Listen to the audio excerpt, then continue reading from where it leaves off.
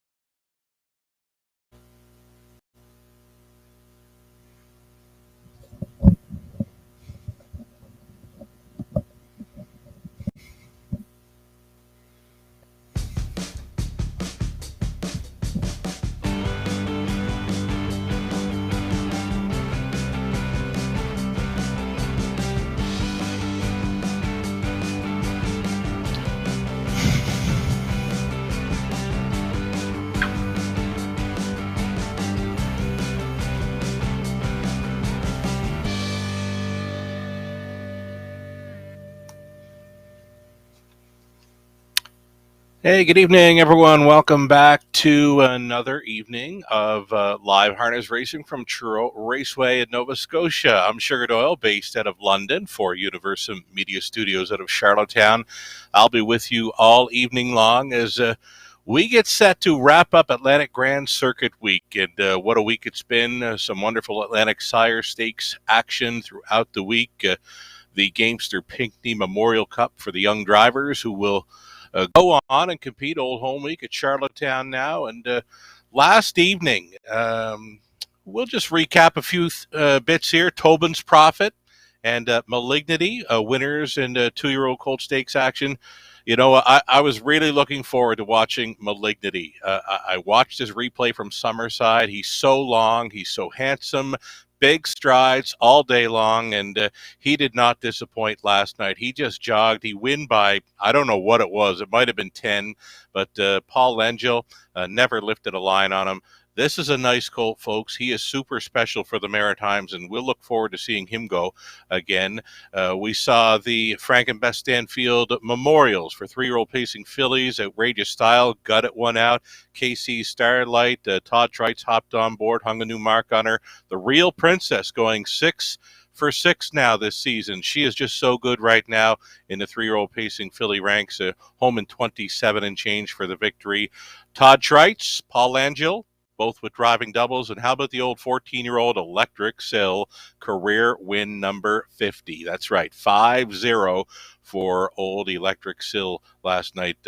One of Todd Trites' driving victories for trainer George Renison. And today, quick day for me. I was just like a kid in a candy store. Drove on down the highway with the Blanchard family, Greg, Jerry, and Gord. And they were doing some COSA work with the newest world record holder, Bulldog Hanover. Met up with co-owner trainer Jack Darling, caretaker John Malia, and what a wonderful time. Smart animal, Bulldog Hanover. 145-4 winner a week ago. He's now back in Canada. He was down at Classy Lane, and I got up face to face with him.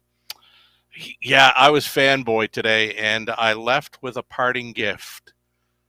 Shoes, courtesy of the Bulldog, right?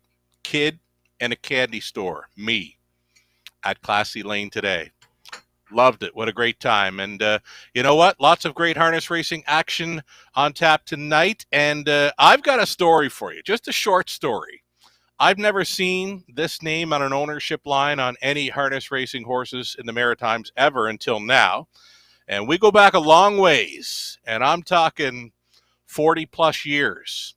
And we played some hockey together. I played some pretty good hockey as a kid. It was Adam A. I guess they'd call it AAA now. But as a kid playing Adam A hockey, we were forced to play the Pee Wee House League team once a week or every other week. And in Pee Wee back then, we're talking late 70s here, Pee Wee had checking. Adam didn't. I'm going up along the boards playing against the Pee Wee House League. I got the puck, and guy that's a little thicker than me, Scott Bridges, came alongside, and he threw a body check and rattled me pretty good. I was feeling pins and needles. You know what? I can still feel it to this day. Needless to say, I never touched the puck again that evening when Scott Bridges was on the ice. Scott, of course, went on to play some wonderful Maritime junior hockey, and now here he is on the ownership line for Share the Moment in the Atlantic Age Pacing Mare Series, first leg tonight, race number 8. So great to see. I was great friends with Scott and, of course, his father, the late Fred Bridges. We drove to a lot of Charlottetown race cards over the years, and Fred passed away a few years ago, but here's Scott Bridges getting back into the harness racing action. Great to see. So, wonderful card on tap tonight. 11 races and completing with the Lindsay Construction Cup Invitational in the finale. We'll look forward to that. Post-parade for race 1 of 11 is coming up, and track announcer Joe Kelly with all the action. Best of luck to all racing and playing this evening in Truro. Fast and dry conditions. A wonderful night for a horse race. Good luck.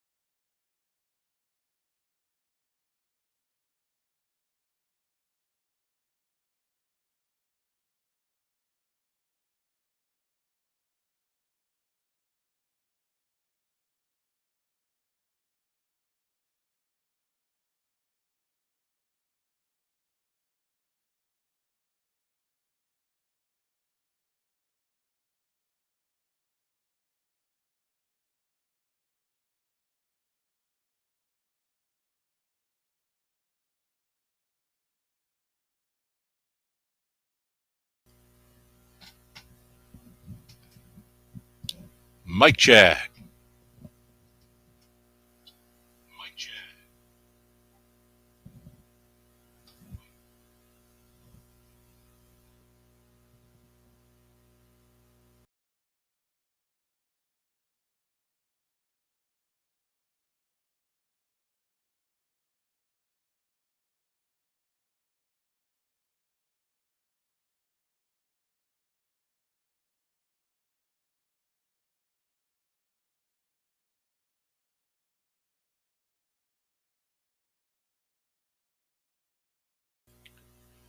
So about 4 minutes to post time here on race number 1 of 11 at the Truro Raceway. Bit of an echo in here. Not anymore. 4 minutes to post time. Race number 1, again, fast and dry conditions tonight at Truro Raceway. Race number 1 featuring the non-winners, 1 pari-mutuel race or 900 lifetime. Getting a look at my top selection right here and now. This is Stone Beach Lily, sub 2 minute speed in each of her last 2, and nothing else here showing that. She looks ready to break her maiden for the Hardys. An ultimate stable, Mark Campbell up. Top call for me, top call for many here at 3 to 5.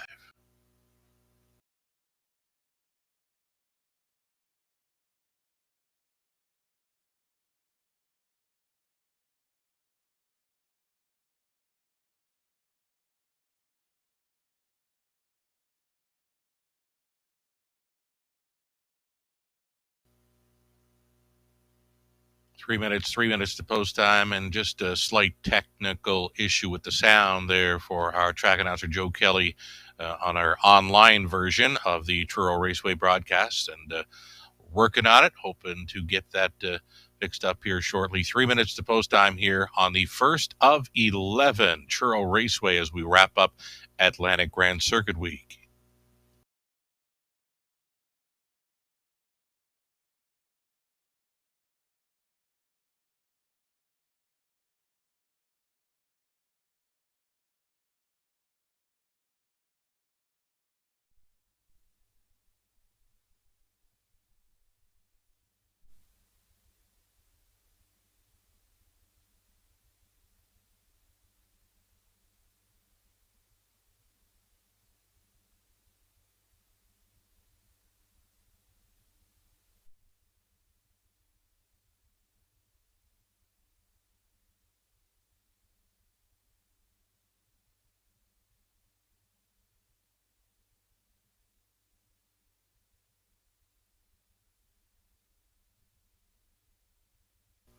Here's another one to consider here in race number 1, and taking favorite status here is the 2-year-old colt son of He's Watching. Got plenty of qualifying work here, and a huge victory in his latest qualifier where he fired home in 28-2. Now the mile was just 2:06-1, but again, nice final quarter speed of 28-2. Just did what he had to do, right? The trip before that, he's the second best finisher in 2:02 to Glenview Ronda, and then a winner of his qualifier dating back to late June. So plenty of miles in this 2-year-old colt son of He's Watching, going out for Team Webby. And Noah Webby recently picked up his first career training victory. His dad, Mark Webby, on board. He's sure good, a current favorite here at 3 to 4.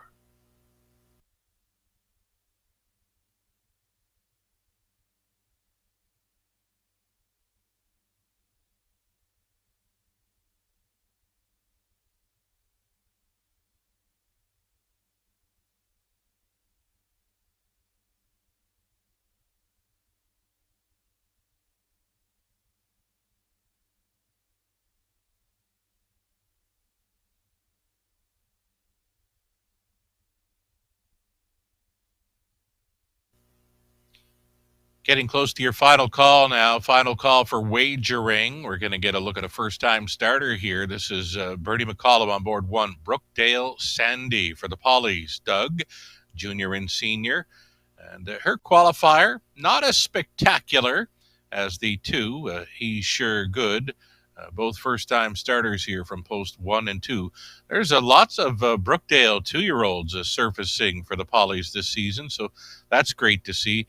I've seen way more 2-year-olds all across the continent, which is great for everybody involved in harness racing. So wonderful to see.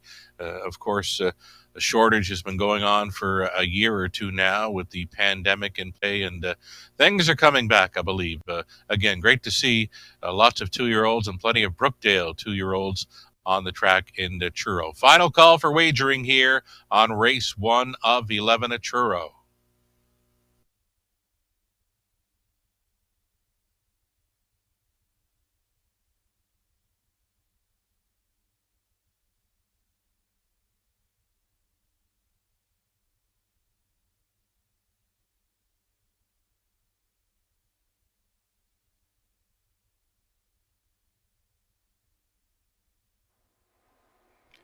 Home Hardware Building Center starting gate is collecting the entries here in the opener. It's post time.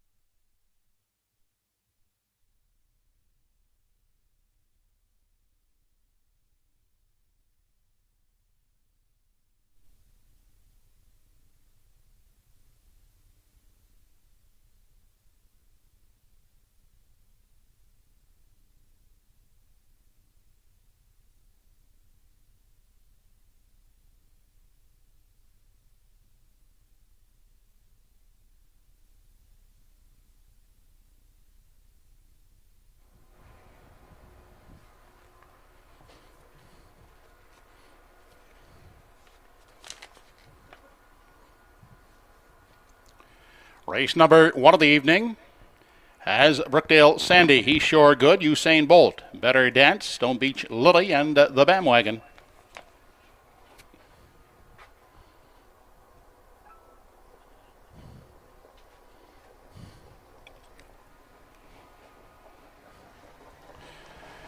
They're off and pacing. Quickest away, that is Better Dance. Out to grab the early lead. Outside wide is Stone Beach Lily. Second away, third is the 2-year-old He's Sure Good at the rail.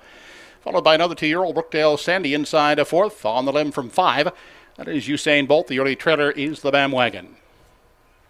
The maidens head into the backstretch on their way to the opening panel. Stone Beach Lily drives right past that hole at the rail and drives on to take over the lead from Better Dance, who gives way to Set the Pocket second, followed by He's Sure Good third. Inside fourth is Brookdale Sandy. Away in 5 is Usain Bolt. And still at the back is the Bandwagon. Opening quarter was 29 and 3/5 seconds. They make their way past the 3/8 and off the top turn, led by Stone Beach Lily. Out there by a length and a quarter. Getting the pocket ride is a Better Dance. In at the rail, He's Sure Good. Looks at it from 3.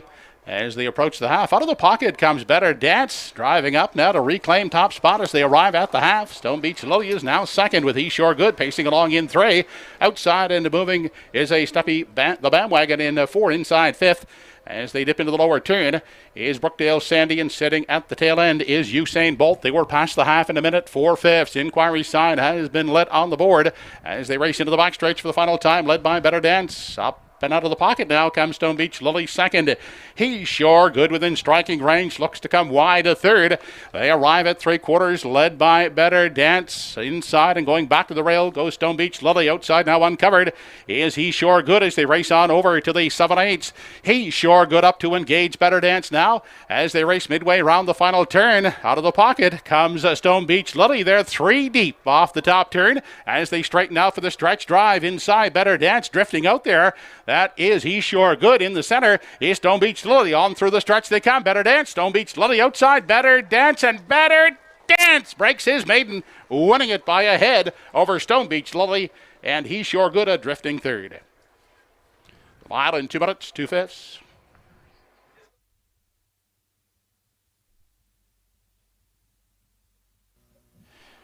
Inquiry sign posted by the judges. So the inexperience of many showing up there with the non-winners 1 or 900 lifetime in the opener. We saw quite a bit of greenness throughout, and the subject of a judge's inquiry here as well. Likely the second turn action. So hold on to all pari-mutuel tickets here. A judge's inquiry here in the opener was the 4, Better Dance, who I believe was clean throughout. Breaks the maiden, Paul Lengiel on board for Keith Legge. Second best was the 5, Stone Beach Lily, and the 2-year-old. He's sure good. Appeared to be looking for an order of fries out by the fence here, finishing up, but still a strong effort for the 2-year-old in his career debut. It's a 4-5-2 unofficial with an ongoing judges' inquiry underway. Hold all tickets.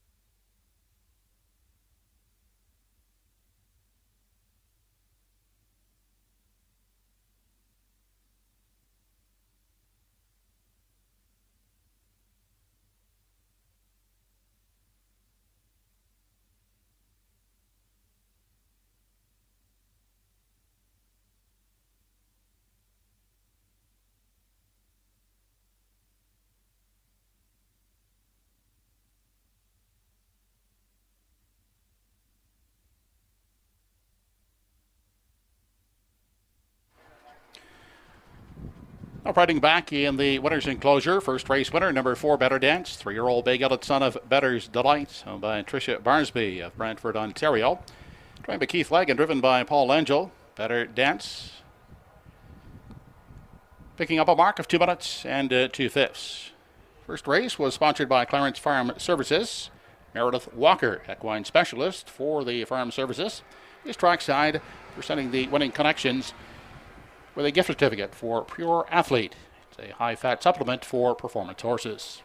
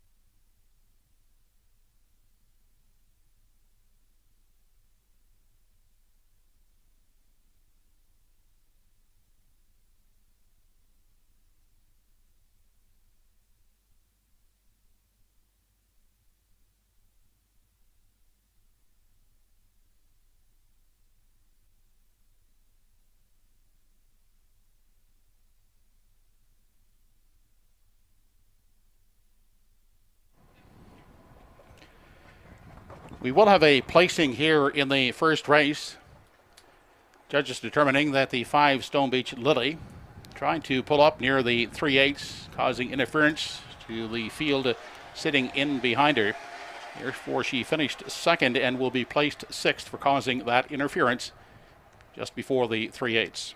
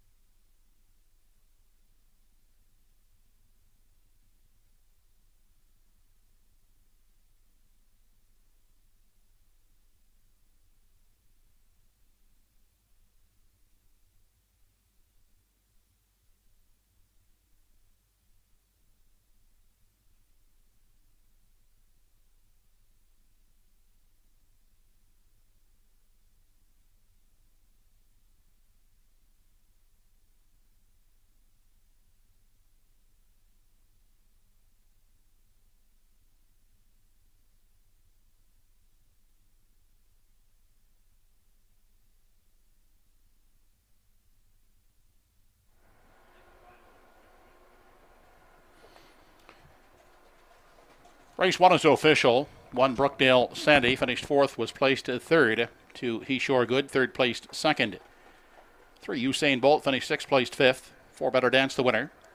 5 Stone Beach Lily finished 2nd and placed 6th for pulling up abruptly near the 3/8, causing interference to the trailing horses.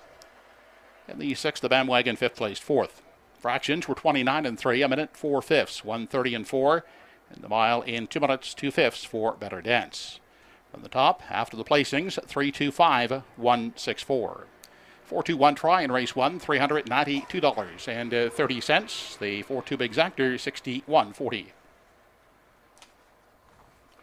Upcoming in races 2 and 3, the early daily double, second race. Number 2, Raging Max, a judge's scratch, weather-related. Also, weather-related scratches in the third race of number 4, Jack Flashes of Gas, 6, Pride of Paradise, and 7, Brookdale Johnny. Please note the number 8, Sunny Billion, did race here last evening at Truro Raceway. And from post 7, Sunny Billion finished 4th. Was timed in 2 minutes and 2 fifths. The driver was Darren Crow. Post time for the upcoming second race is in less than 8 minutes. Race 2 is the first half of the early daily double.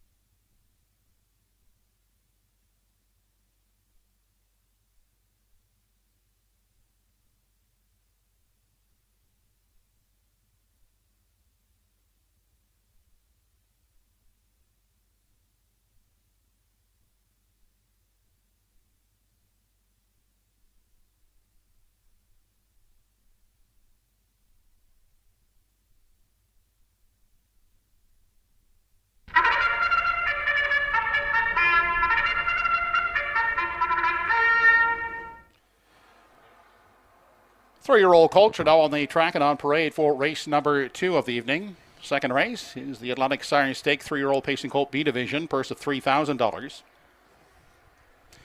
Introducing the field, number 1 is Elm Grove Quigley, owned by Henry Potswada and Larry Snow with Mark Campbell driving. 2 has been scratched. Donald McRae owns the 3, Whitmere Sheldon, with Jason Hughes in the driver's seat. 4 is Morian Bay, owned by Bell River Gold Stable. Corey McPherson in tow.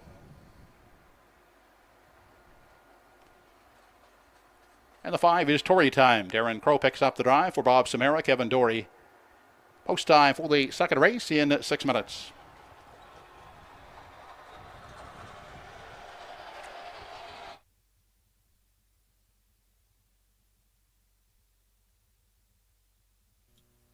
There you have it, race 2 post parade, brought to you by Kevin Harvey Team Sales. For all their latest info, visit kevinharveyteamsales.com, the official sponsor of Truro Raceway's post parade. 5 minutes to post time here on race number 2, and we're going to go back to number 1, Elm Grove Quigley here for owners Pasquiata and Snow. Snow does the trading. Mark Campbell is going to stay on to drive after putting a new life vest of 155 and 2 on this Roll With It Harry Colt in his latest over Summerside. And a fine trip that was, as he battled first up and then drew clear in the late going in. 55 and 2 life vest. Mark Campbell was on board.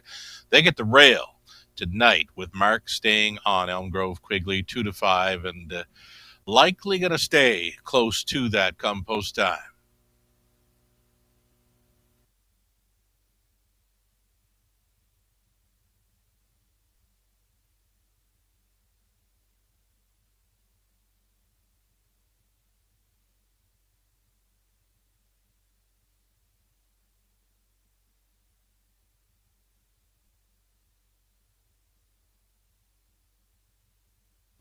Here's number 3, Woodmere Sheldon, Jason the Blue Knight Hughes on board. He does the training for owner Donnie McCrae of Vernon Bridge. This one is a sharp performer this season, 9 for 13, top 3 finishes, and 1 of 2, showing 55 speed in 2022. And they're going to be my exactor players in here, 1 and 3 all day long for me in race 2.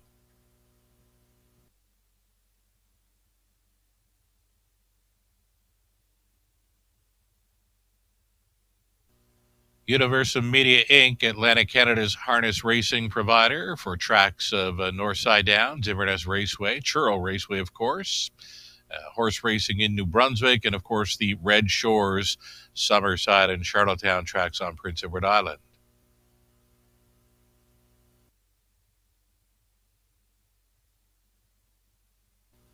Going to be the outside chance here for number 5, Tory Time. Tory Time, bred by the Currans of Prince Edward Island. Could be tuned in and watching this son of Peng Shui. Tried from the outside post. Darren Crow stays on to drive for trainer Danny Romo. Tory Time, second choice action right now, but not an easy task from this outside post here.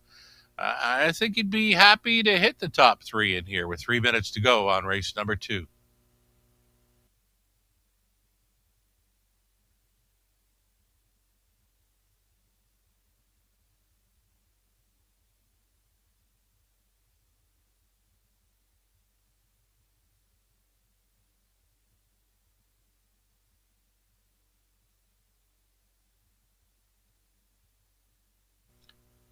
A reduced field of 4. We're looking at 4. This is Orion Bay going out for Bell River Gold Stable.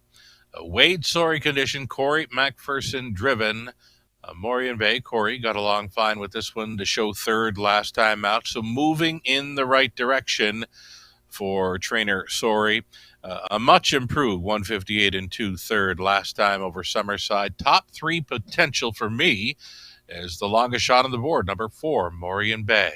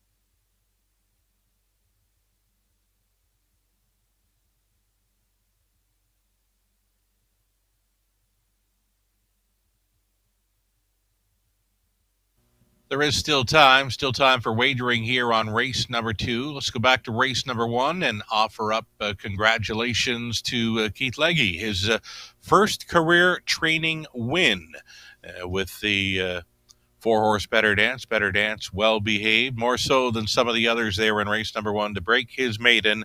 Maiden mark 2 minutes 2/5 again. Congratulations to trainer Keith Legge, his first career training victory, and that's best wishes being sent along from Ed and Kathy. Ed was happy enough to offer up that information. Keith getting his first career training victory, race number 1. Final call for wagers here on race 2.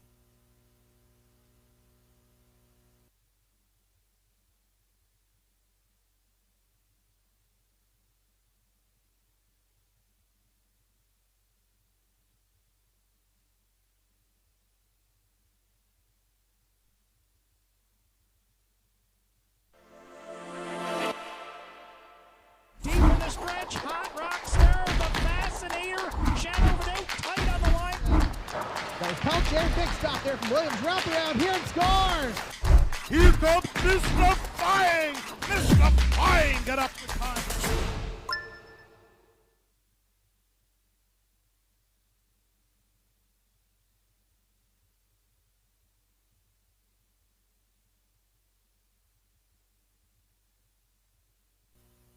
So we are getting close here. Atlantic Sire Stakes action continues. This is going to be a 3-year-old pacing colts. B division, of course. We do have the A's coming later on in the program, those being the Glamour Boys. Race number 5 starts up the Glamour Boys action for Atlantic Sire Stakes action, 3-year-old pacing colts. And we'll also see them go in race number 10 this evening. Races 5 and 10 for the Glamour Boys in Atlantic Sire Stakes action.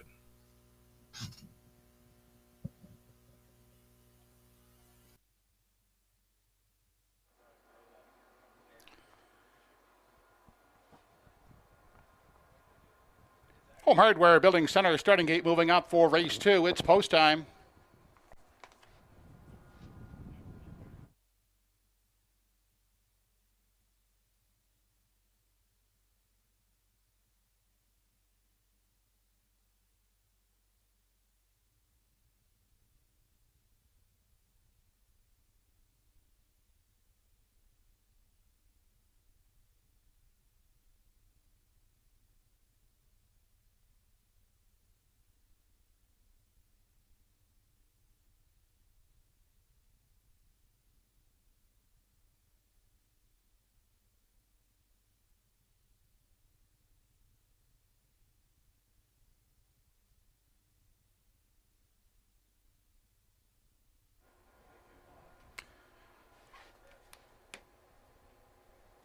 Second race, top of the stretch, Atlantic Sire Stake, 3-year-old pacing colt B division, M. Grove Quigley, Woodmere Sheldon, Morian Bay, and Tory Time.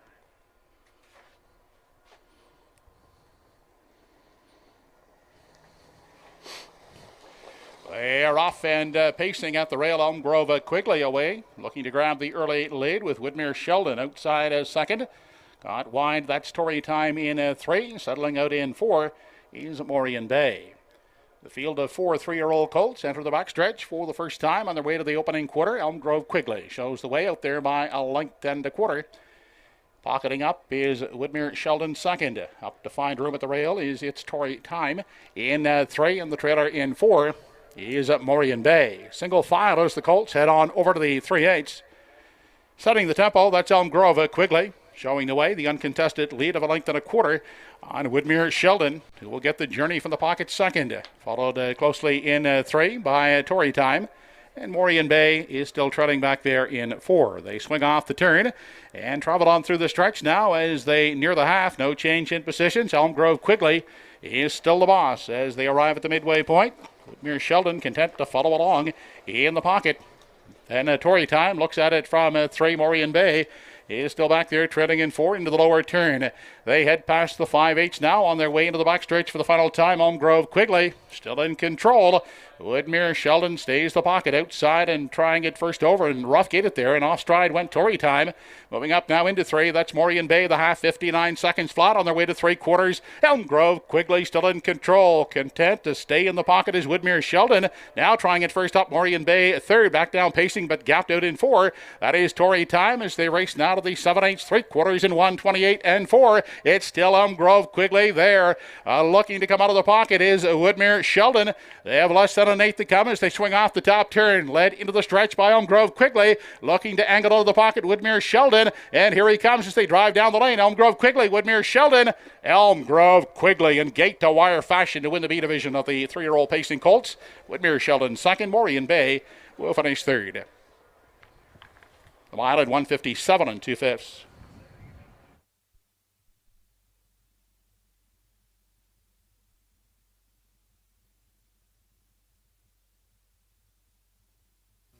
Three nice colts there, finishing 1, 2, 3, and they were doing the hustle pretty good there on the end. 28 and 3, final quarter speed as Elm Grove Quigley turned them all away. A pocket sitter, Woodmere Sheldon, reached the wheel of the leader, but that's as close as he got. And Morian Bay, who was an improved third last time out, improving even more this evening, appeared to pace a mile, maybe in 57 and 4 there for Trainer Wade Story. Great to see that colt going in the right direction.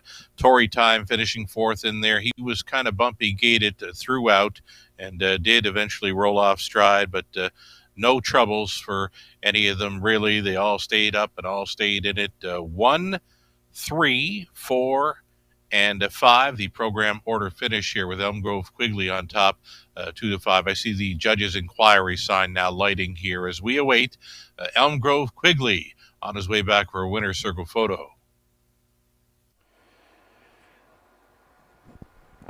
Judges have an inquiry underway here in the second race, looking at racing action at the top of the stretch involving 3 Woodmere Sheldon and 4 Morian Bay.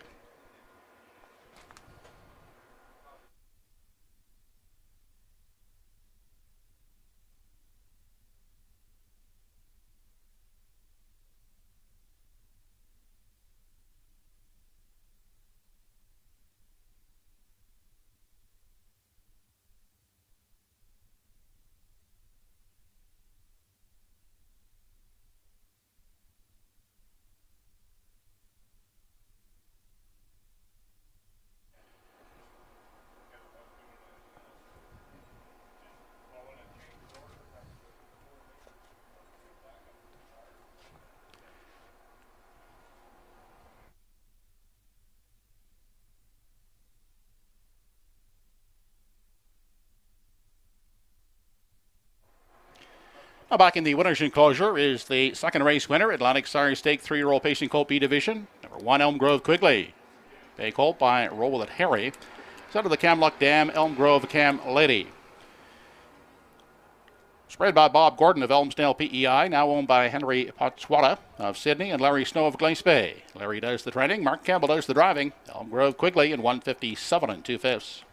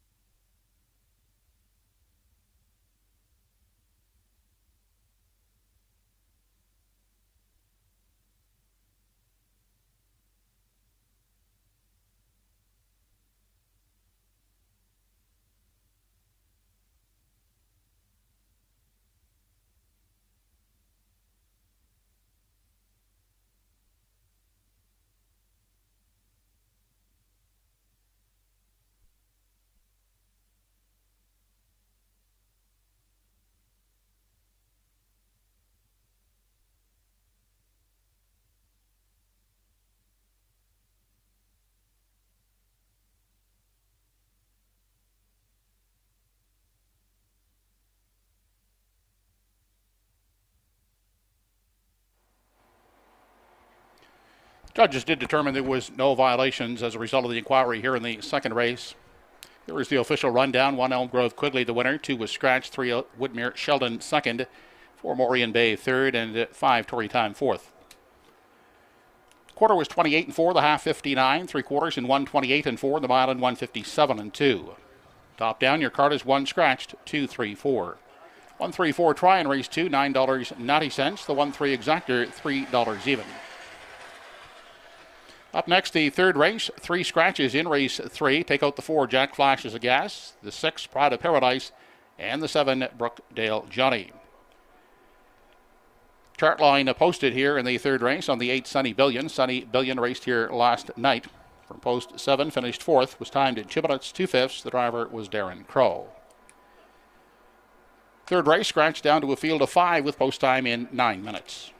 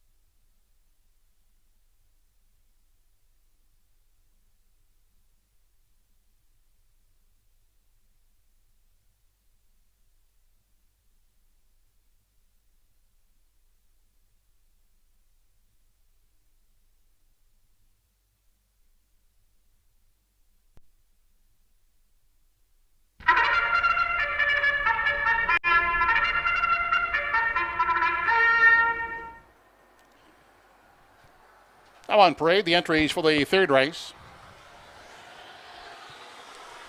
Here's the field. Number 1 is Tobin's Reward, owned by Brent Boucher and Fred Saunders. Andy Campbell driving.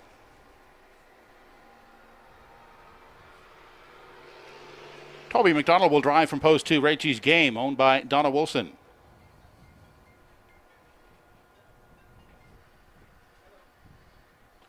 Ratchford Stable NS hold the papers on 3, better on than off. Mark Campbell catch driving.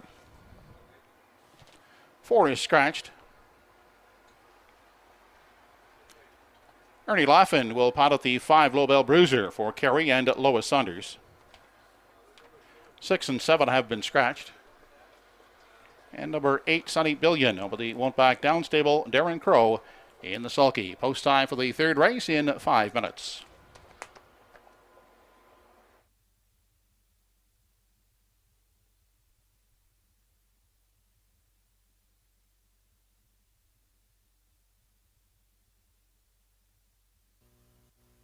Truro Raceway, happy to welcome the new official sponsor of their post parades, Kevin Harvey Team Sales. 5 minutes to post time here in the upcoming third, a conditioned event, exactor try, the opening leg of the popular Pick 5 play, and very popular in wagering right now. Number 3, Better On Than Off, a 3-year-old son of Better's Delight, a one-time winner this season. The lone victory over Flamborough in 159 flat goes out for the Ratchford Stable of North Sydney. Danny Romo trains, and Mark Campbell recruited to drive this one tonight. And a much improved post, and kind of knocking on the door in recent starts. And I think tonight he goes right through it. Better on than off.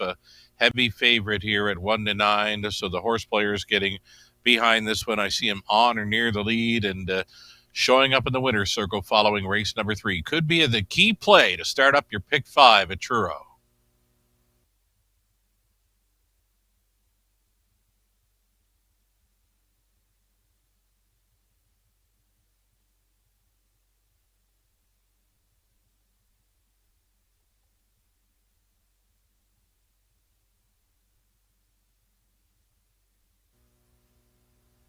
Here's Ernie Laughlin going back on board, a number 5 Lobel Bruiser. He was a sharp winner, 2 back with Ernie on board, a 157 and 1. And Ernie tends to get along with this horse. And how about that trip last night? Ernie on board Dusty Lane Sebastian in the finale, sitting off the pace, a slow opening quarter, and then rolled first up forever to pace on to a new lifetime best, a Dusty Lane Sebastian Seabass, I'm told by Cam McEachern. A winner for Ernie in the finale. And here's Ernie with another live play in number 5 Lobel Bruiser. This one just has to mind his manners to find his way into the exactor.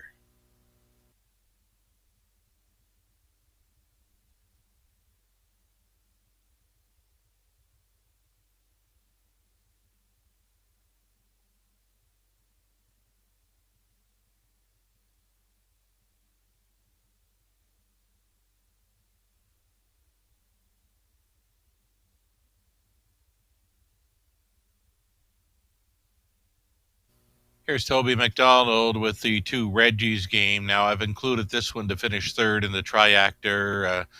More than capable of a sub 2-minute mile. This one made a rare break from the rail into that first turn last time. Something I've never seen from Reggie's Game. Again, a rare break last time out. So he's got to take his time going through this opening turn, but I think he can be best of the rest. 4-year-old son of Steel Head Hanover, looking for the show dough here as the longest shot on the board.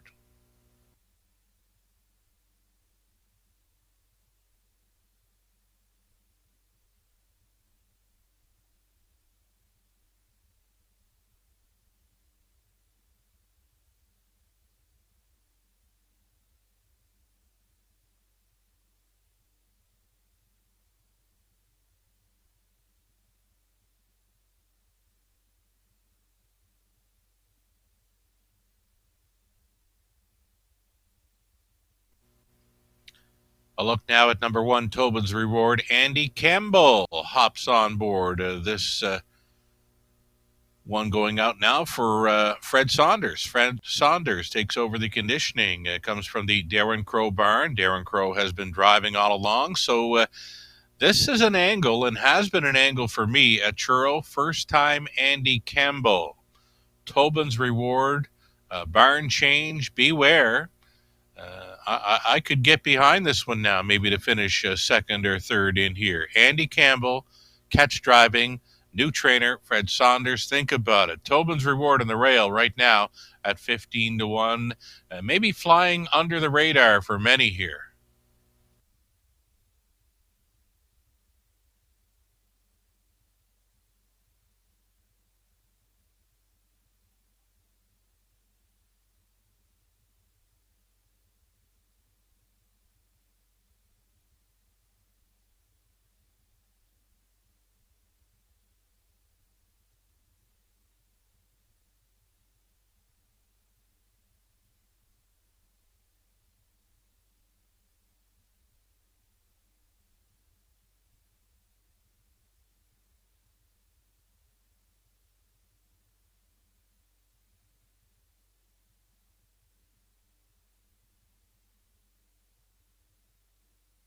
And then there was Sonny Billion. Here's a reduced field of 5 now. Sonny Billion, second best in his program line there, and did race last night as well, and showed a 2-minute speed. So Sonny Billion capable of hitting the try-in here. Sonny Billion, Darren Crow on board for the Won't Back Down stable. Outside post, but it gets a lot easier now from post 5 with the scratches of 4, 6, and 7. Appears they're underway to the starting gate. Final call to get him in on this race 3, pick 5.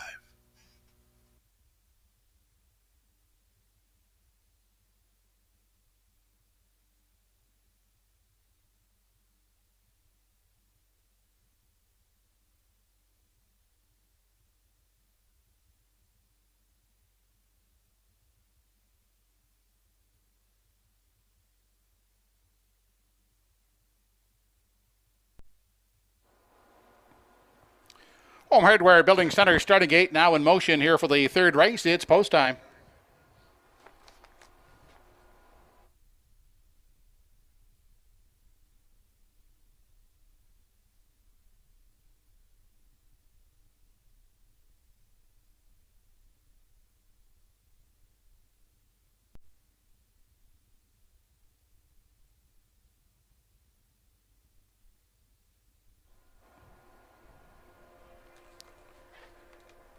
Third race, top of the stretch, has Tobin's Reward, Reggie's Game, Better On Than Off, Lobel Bruiser, and Sonny Billion.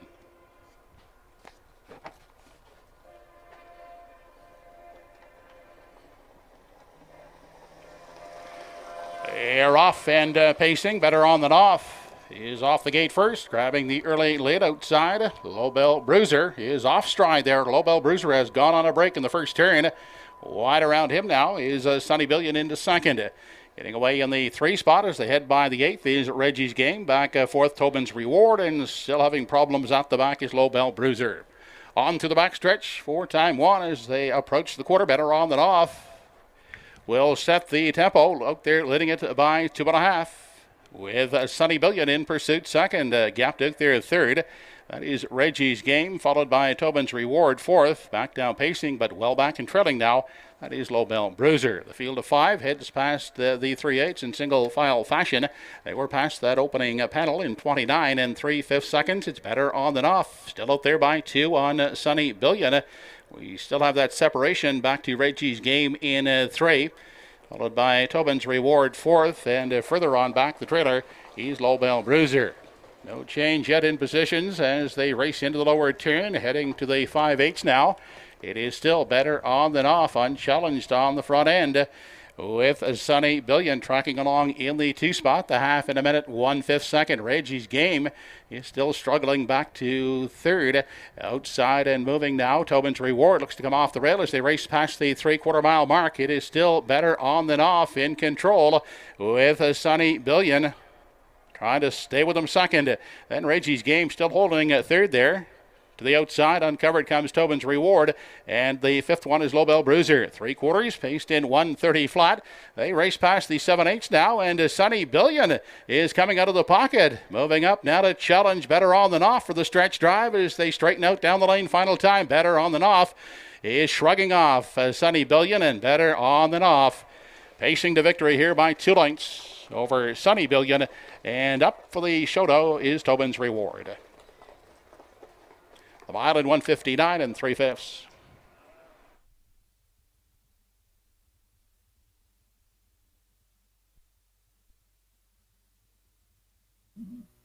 The audacity for Sunny Billion to pull the pocket, turning for home, right?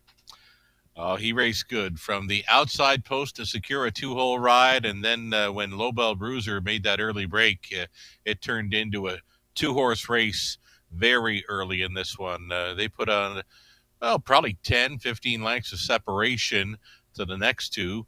So the only race was for the win. Well, I guess there was another race for the show. That was one Tobin's Reward getting up over Reggie's Game, but the winner clear here with number 3 Better On Than Off, sailing coast to coast like butter on a warm biscuit. Number 8 Sunny Billion secured the 2-hole ride. He was second best, and a nice account of himself in there for the Won't Back Down stable, and again finishing third, number 1 Tobin's Reward. Then the 2 Reggie's Game. Lobel Bruiser could not keep it together tonight. He's a horse when he minds his manners. He does all right, but he's very tricky at times, and he stayed up and got around, but picked up a check. That's about it tonight for Lobel Bruiser. Unofficial 3, 8, and 1 here in race 3.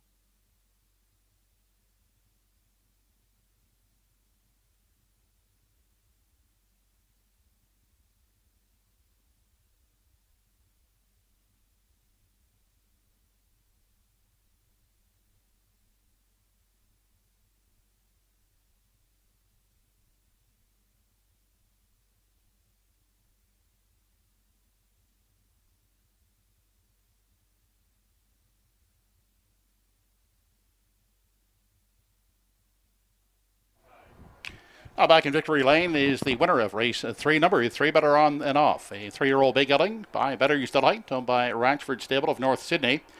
Trained by Danny Romo and driven to victory this evening by Mark Campbell. Better On Than Off, pacing in 1:59 3/5.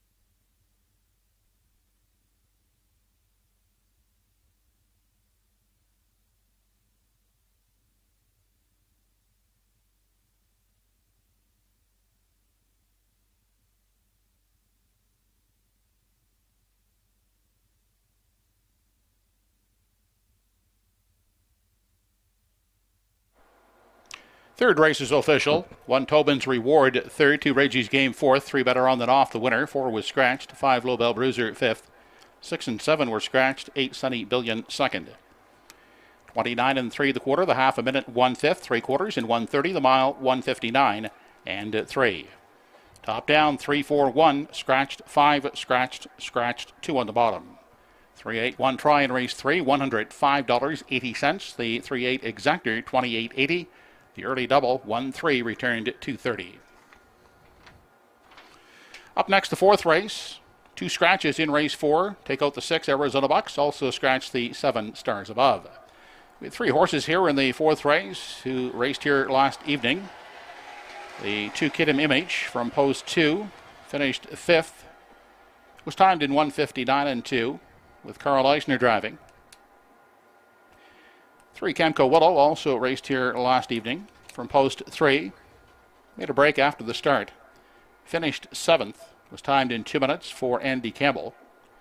Also a program note, or a equipment change note here on 3 Camco Willow. We'll be taking the hobbles up 1.5 inches from 56 to 54.5 inches. And the 5 entry Salzburg Flicka, also a competitor here last evening from post 6, finished 6th. Was timed in 1:59 and 3 for driver Paul Trebs. Upcoming in the fourth race, 2 scratches, 6 and 7 are out. 6 entries, post time in 8 minutes.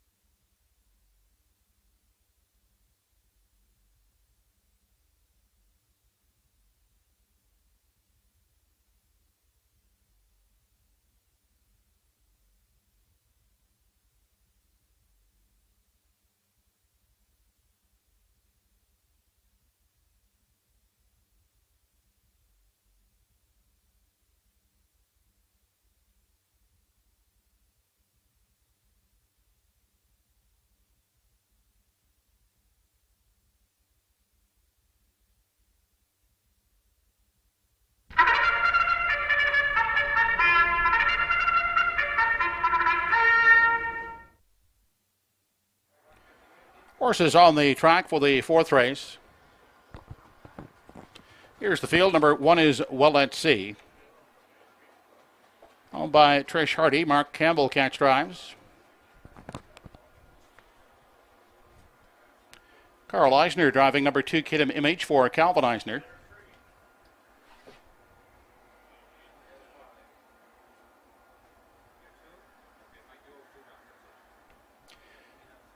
Camco Willow from post 3 has Andy Campbell aboard for Pam Moore.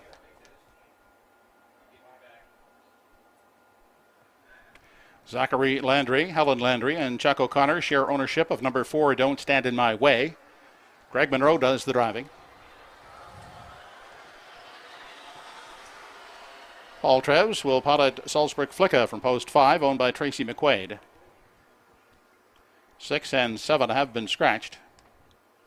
And the 8, now from post 6, is Art Sleek. David and Diane Settle are the owners. Todd Trites is the driver. That's the fourth race field. Post time in 5 minutes.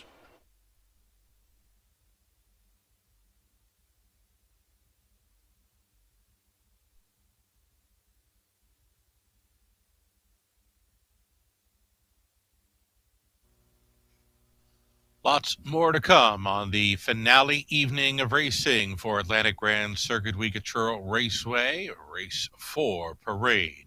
Brought to you by Kevin Harvey Teamsales.com. The fourth race, Exact Your Try, Win Play Show Wagering. And Reduced field of 6 now. Scratches of 6 and 7. And here we go for another Mark Campbell driven top play. I'm on the 1. Well, let's see. No Lasix for this one. Goes out for the Hardys. Down in class, plus a rail, plus Mark Campbell. Again, no Lasix though. I'm going to use them on top with caution. Well, let's see. 9-year-old son of Well Said. It's been a long time since this one's hit the winner's circle. Is a 31-time winner. Took the mark of 53 and change over Vernon Downs as a 7-year-old. But again, it's been a while since he's made it to the winner's circle. May have shown up in the winner's circle in an amateur race. Very possible if my memory serves me correctly. Mark Campbell, possibly going back to the winner's circle here aboard. Well, let's see for the Hardys. The price is right at 7-2.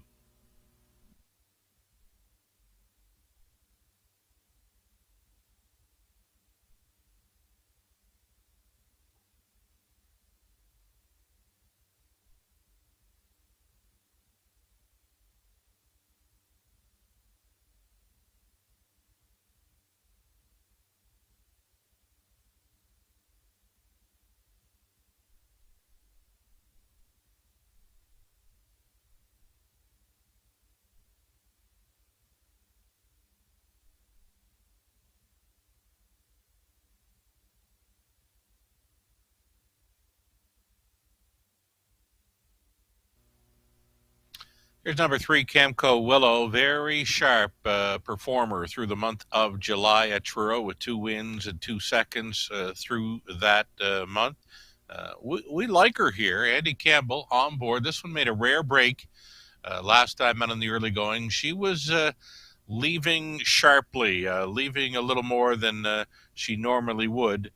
So she did roll off stride, and I notice tonight that owner trainer Pam Moore shortened up the hobbles a bit, so looking to get a clean line to her credit, and likely a player with these. Andy Campbell stays on number 3, Camco Willow. Again, she did race last night, made a break in the early going, still managed a mile in 2 minutes, but wasn't used too hard following that break. So I'm anticipating a pretty good trip for this one tonight. Camco Willow playable here at 8-5 for the exactor.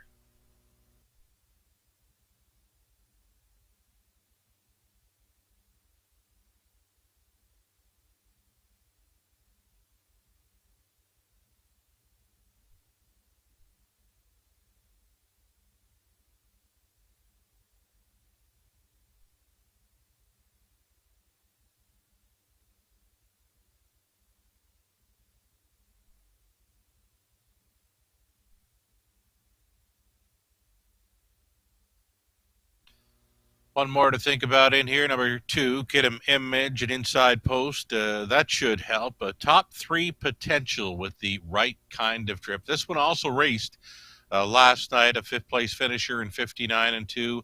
I'm expecting a real tidy trip up close here for Kidham Image, and she does her best work when on or near the lead. 3-1. I can get behind Carl Eisner aboard number 2, Kidham Image here in race 4. Just about a minute left to play.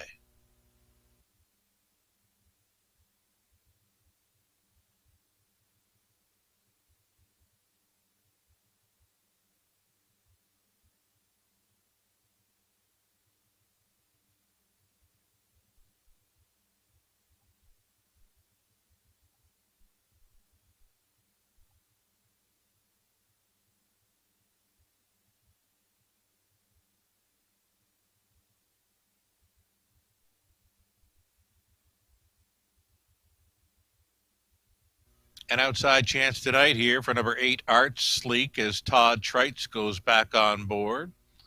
Was a winner for Brett Blah here in the Gamester Pinckney Memorial Cup action on July 19th. Art Sleek, a winner there in 2:01. The start before that had a little trouble behind the gate and then got caught in traffic, still managed sub 2-minute speed. Art Sleek, definitely playable, especially at a juicy 7-1 here with Treitz going back on board.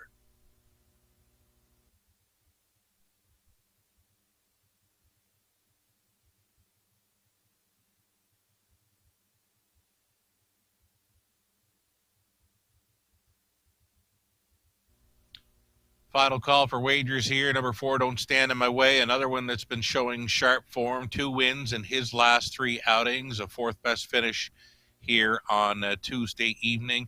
You know what? The more I look at this race, the more I'm thinking pick a number time. Maybe hit one of those quick picks in a triactor. It's really any one of 6 here in race number 4. This is likely one of the most competitive races on the night, and you still have time. Again, any one of 6 to take race number 4.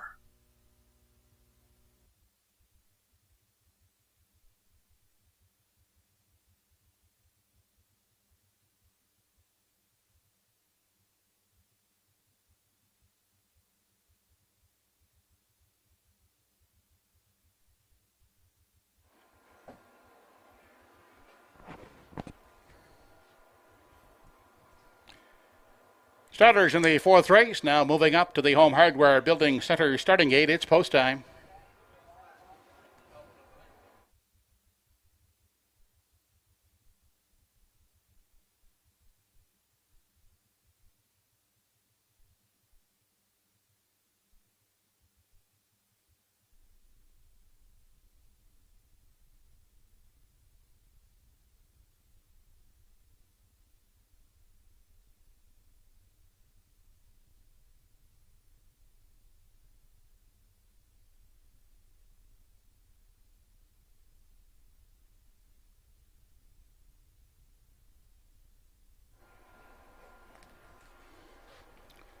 Fourth race has Well at Sea, Kid 'em Image, Camco Willow, Don't Stand in My Way, Salzburg Flicka, and Art Sleek.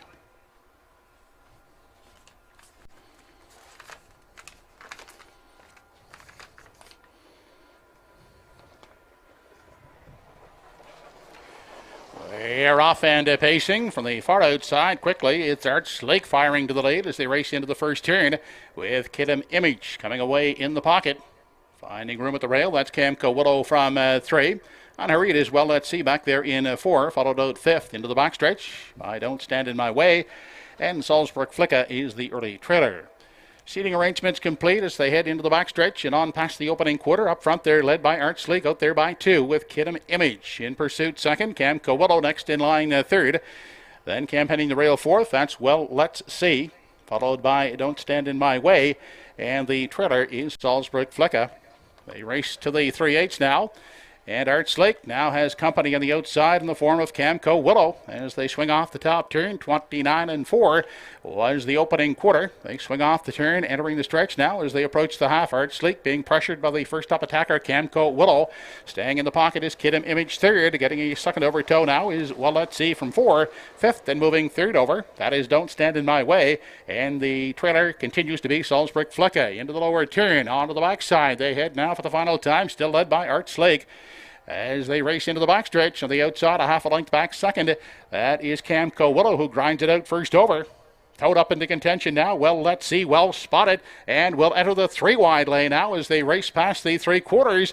It's still Art Sleek clinging to the lead, but 3 wide. Here comes Well Let's See. In the center is Camco Willow along the inside. Kid 'em Image is having a ground-saving trip in 4. Then 5th along the rail, Salzburg Flicka, Don't Stand in My Way now trails, but it's still Art Sleek as they race past the 7/8 and off the top turn. 1:28-3 was 3/4. Here comes Well Let's See up on the outside now, taking aim 2nd on down the lane. It's Art Sleek. Well Let's See on the outside. In the passing lane is Kid 'em Image. Art Sleek will hold on to win it over Well Let's See and Kid 'em Image. The mile in 1:58 flat.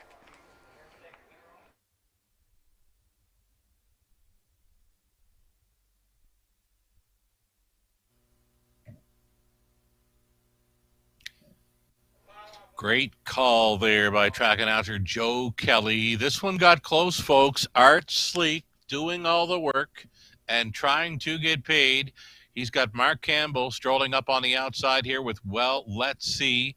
And then to his left, he's got Kid 'em Image and Carl Eisner up the passing lane, but it appeared to be Todd Treitz keeping Art Sleek motivated to hold on for a victory there, possibly in race number 4. Again, very close on the line. Well, let's see right there with Art Sleek. maybe waiting on a result of a photo, but Joe Kelly all over the 8 Art Sleek there, possibly holding on. That was close. A photo called for here on race number 4.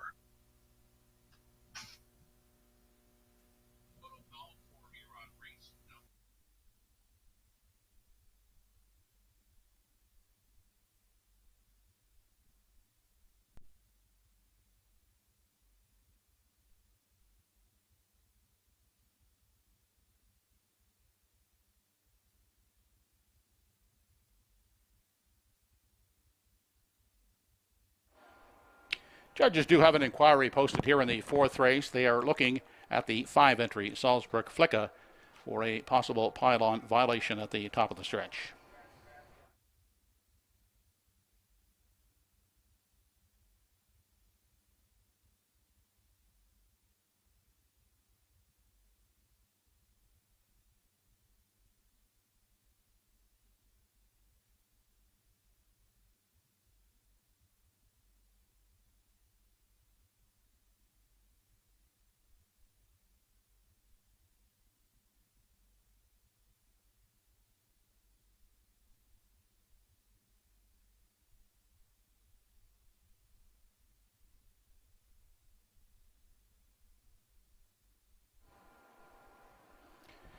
Now back, the 4th race winner, number 8, Art Sleek. 7-year-old bay gelding by Articulator. Owned by David and Diane Settle of Truro.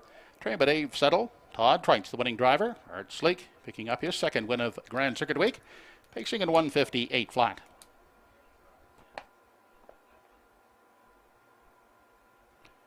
That mile of 158 flat is a new lifetime best for Art Sleek.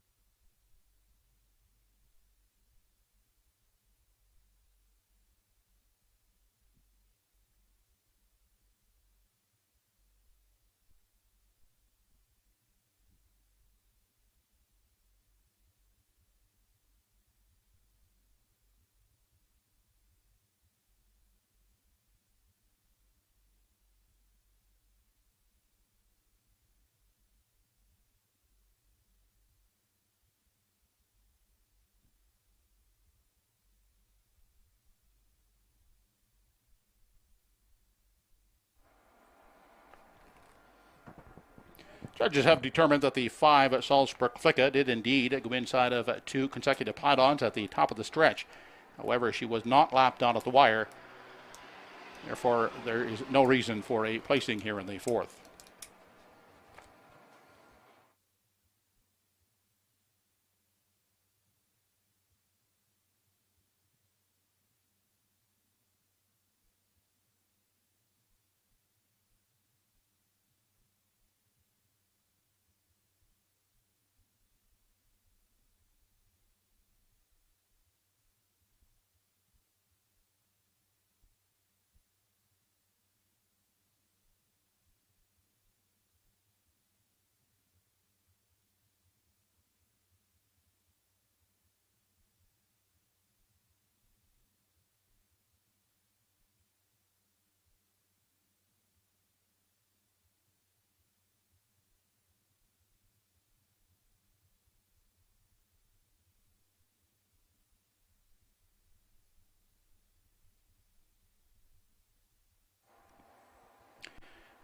Here's how they finished in the 4th race. Number 1, Well Let's See, was 2nd. 2 Kidam Image 3rd. 3 Camco Willow 5th.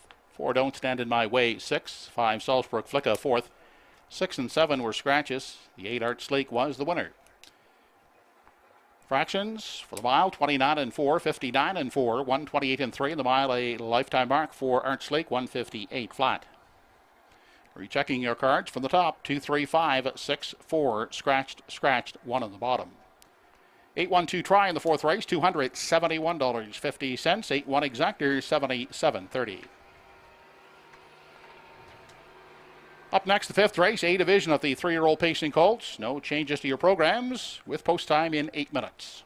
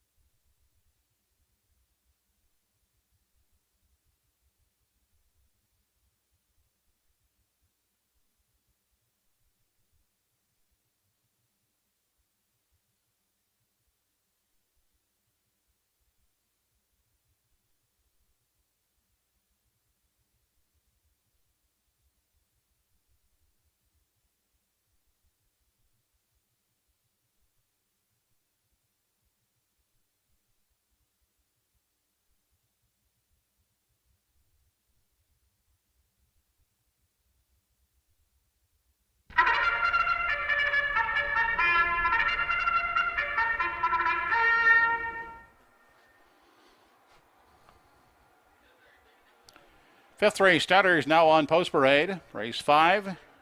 It's the A division of the Atlantic Star Stakes for 3-year-old colts. They'll compete for a purse of $9,660. Post 1 is Elm Grove Quail. Paul Langell does the driving for Debbie Francis. Reg McPherson owns number 2, Stash It Away, with Corey McPherson in the bike.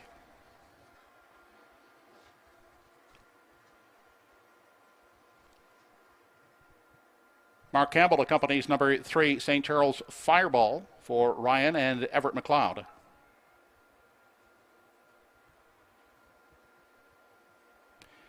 Walter Simmons and Wade Silvery are the owners, with Todd Treitz picking up the drive on 4, Hamac Maximus.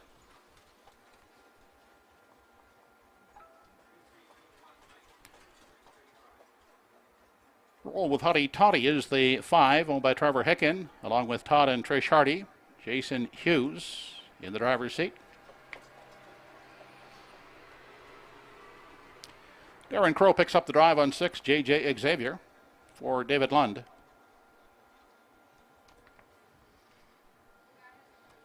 To round out the field from post 7, all the way to Cardigan, owned by Jackie Heffernan and driven by Miles Heffernan.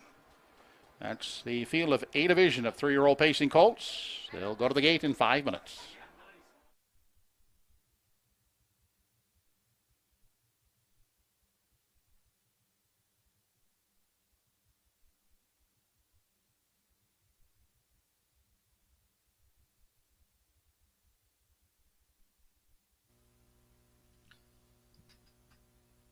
There's that win photo from race number 4. Number 8, Arts League, did go all the way. I thought it was closer. Winner by a head over 1, Well Let's See, and then up the passing lane, number 2, Kidam Image, third. You know what? Those triactors have been paying huge, really, for what's been coming in thus far. Even back to race number 1, just shy of $400 on a $2 try payout. That race number 4 try payout for $271. Even the exactor, $78 for Treitz and Campbell. Crazy good payouts thus far tonight at Truro Raceway. Here in race number 5, I'm going to chase after the 2, Stash It Away. Corey McPherson, he's been over most of the week, and he's on board for trainer Kevin McLean, owner Reg McPherson.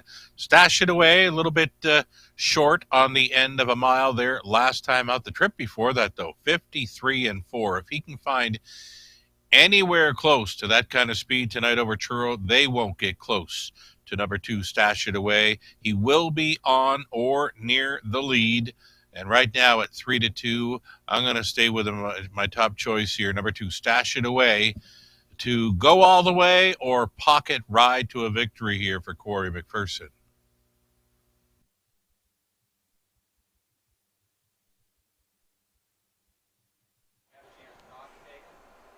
Well, Travis, check with the paddock office, please.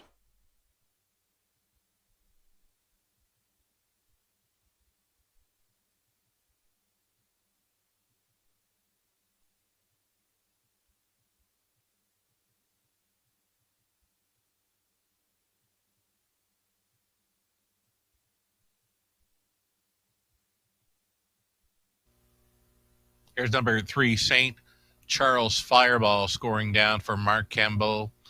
Tell you what, this horse at Truro, June 10th, he wanted nothing to do with that race. He was so flat on that occasion.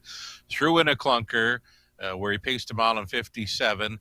He went back over to Prince Edward Island and the Maritime Breeders, finished second, fired home in 27 seconds flat to be a runner-up finisher in 54-2. Then he come back and win, and then he's third best last time out, finishing up well.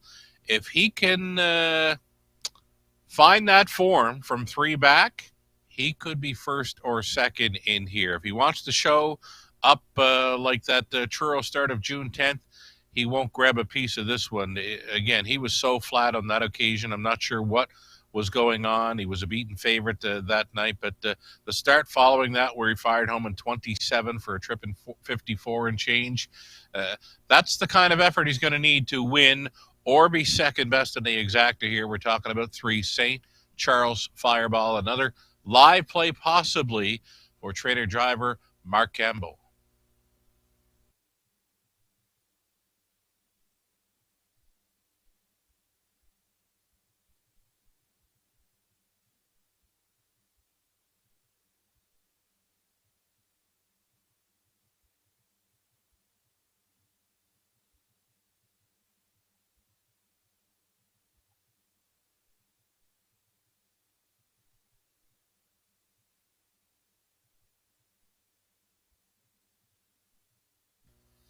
We're going to go to a value player here for the show spot. We're using the one Elm Grove Quail, Paul Langell, on board here. Did finish third in the Turner, 155 and 1 speed from the rail. That's the kind of speed he's going to need to finish in the top 3 here. I like him at 9-2. I can get behind him for the triactor, number 1, Elm Grove Quail, for trainer, driver Paul Langell, the owner Debbie Francis of Sweets Corner.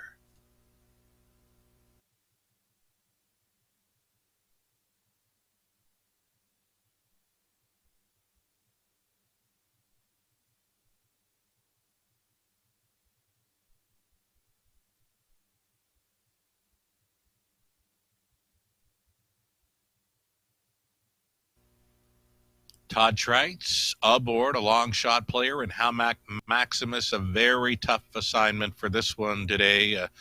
Goes out for co-owner, trainer Wade Sorey, sharing ownership with Walter Simmons of Summerside.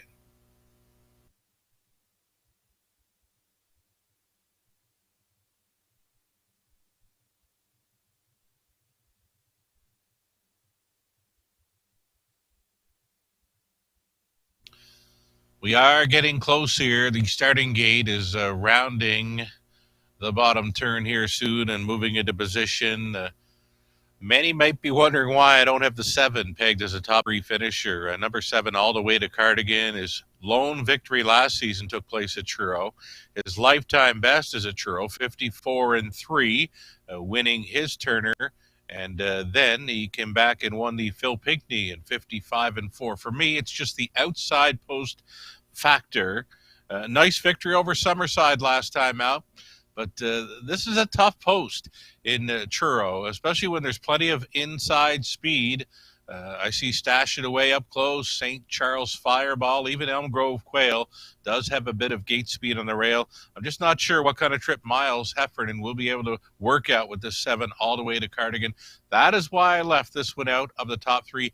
I expected him to be bet down here pretty good. He was the morning line favorite. I was thinking he might get let go here at 8-5 or 9-5. Right now, though, the price is okay, 5-2 if you want to take a shot.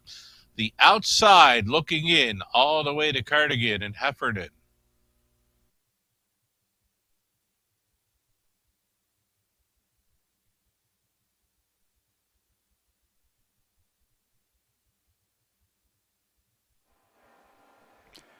Home Hardware Building Center starting 8. Now gathering up the 3-year-old colts for race 5. It's post time.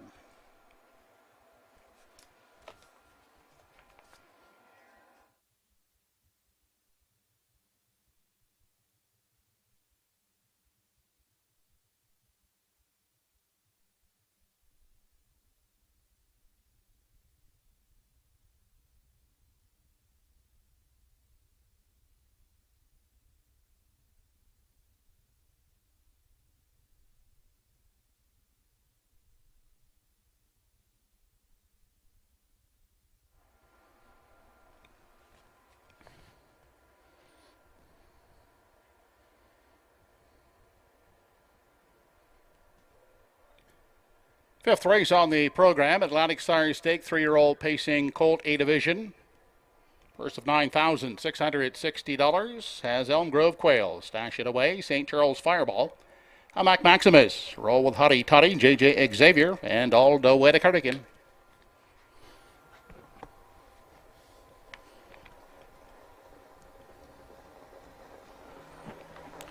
The 3-year-old colts are off and pacing with Roll with Huddy Toddy busting off the wings of the gate, looking to grab the early lead as they race into that first turn. Elm Grove Quail trying to go with them second on the inside and now taking a tuck in 3.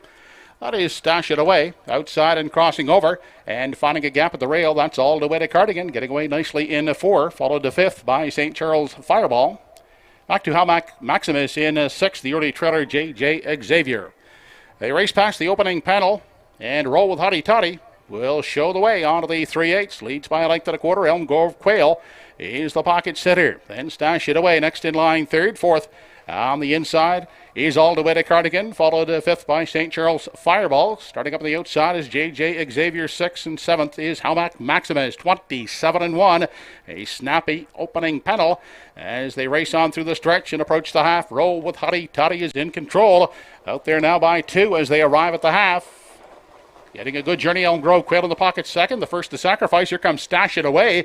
Moving uncovered third. That will provide cover to All the Way to Cardigan, who's on the outside, sit at fourth. And the inside in a 5 is Halmac Maximus. Outside of moving 6. JJ Xavier now treading in 7. That's JJ Xavier into the backstretch and on to 3/4. It's still Roll with Hottie Toddy leading the way by half a length outside. And grinding it out first over, Stash It Away. Inside and pacing a third. Elm Grove Quail losing contact with the cover outside is All the Way to Cardigan in 4. Fifth inside is Halmac Maximus on their way to the 7/8. Stash It Away inching in on the leader. Roll with Hottie Toddy. 1:25-4 was the 3/4. Off the turn, it's still Roll with Hottie Toddy. Barely on top as they swing off the top turn. Outside, Stash It Away, still there second. Here comes Elm Grove Quail in the passing lane, but it's Roll with Hottie Toddy, and Roll with Hottie Toddy will not be denied here in the A division of the 3-year-old pacing colts. Elm Grove Quail second, Stash It Away holding on for third. The mile in 1:53 and 3/5.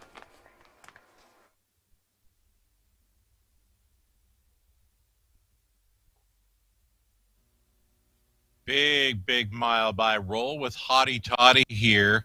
Absolutely busted off the wings of the starting gate. Jason the Blue Knight Hughes put him on top. I thought, well, you know what? He paid the cost to be the boss. 27-1 for the opening quarter mile speed. Down to the half, 57-4. 3/4, 125-4. So they're 28 flat through the third. I'm thinking, what's this colt got left? He had tons left. He's home here in 27-4. Roll with Hottie Toddy. Pacing to a new lifetime best. Number 1, Elm Grove Quail. Huge improvement there to be second best in that time. And number 2, Stash It Away. Big journey to grit grind his way there with a third best finish. But the winner was just too tough, too much pony. Roll with Hottie Toddy. Never better than he was on this night. Again, he paid a huge price to control this one, the opening quarter mile speed of 27-1, and he still had enough to toss a 27-4 final quarter at them for a lifetime best mark, 53-3. Congratulations to the connections here. Co-owner, trainer Trevor Hicken, and Todd and Trish Hardy, also in the ownership line. Jason, the Blue Knight, Hughes coming back. The upset's on with Roll with Hottie Toddy.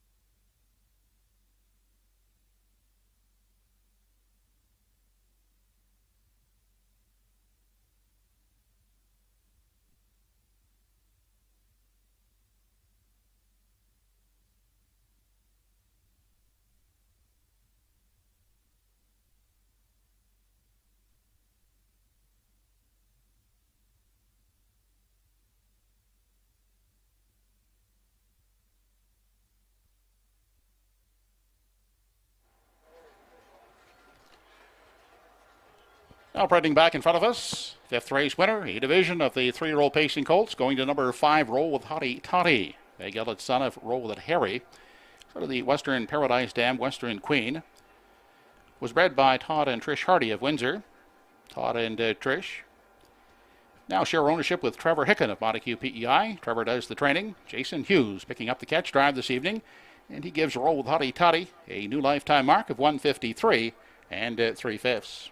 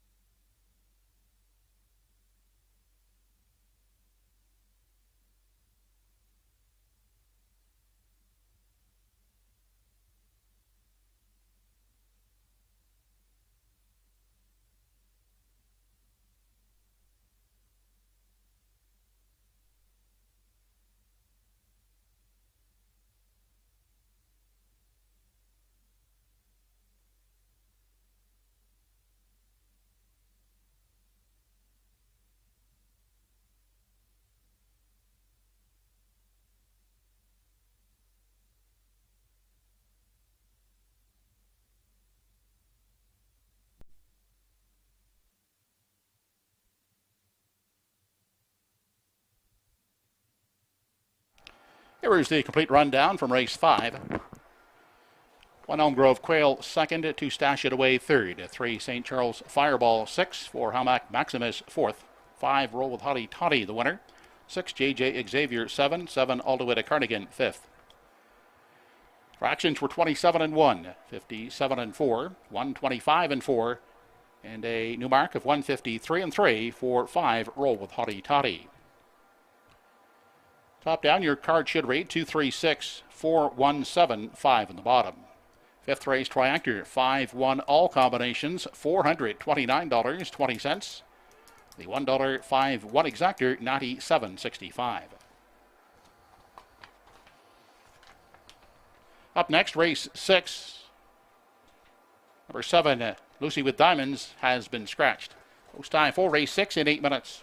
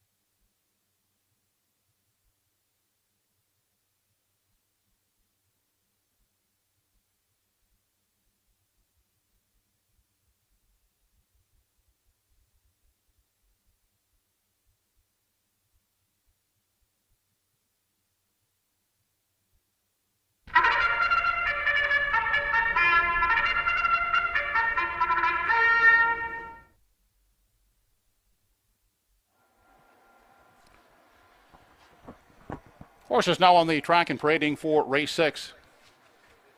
Here's the field. Number 1 is Desert d'Orléans, owned by Don Ellis Abbott. Todd Trites will drive.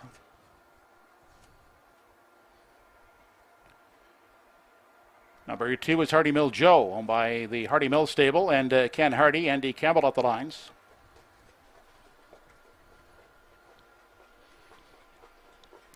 Corey McPherson picks up the drive on 3 E.R. Quinn for the CC stables. Roseanne Langel's Preceptor has post 4. Ryder Matthews Renison will drive.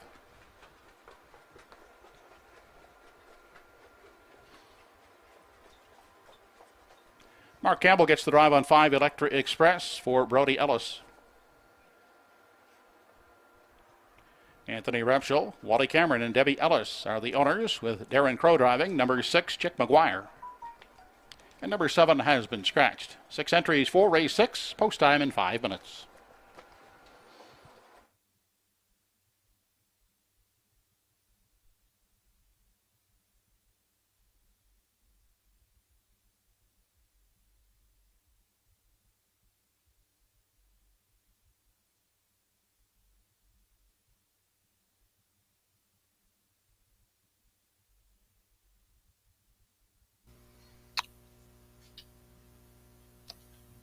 Race 6 up and coming, another post parade sponsored by Kevin Harvey Team Sales. Track condition upgraded to lightning fast following that very quick stakes victory by Roll with Hottie Toddy. You don't see it often, right?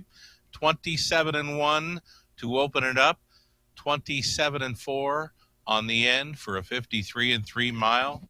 Crazy good speed. Great to see for Roll with Hottie Toddy. Jason, the Blue Knight Hughes on board for Trevor Hicken and the Hardys. Here in race number 6, I'm liking the chances for number 2, Hardy Mill Joe. This could be the spot. He's back on the weekly rotation after missing a month. He's going to be my top call. Top call for many, though, right? At 1-9, I don't know if I can get behind him at that kind of price.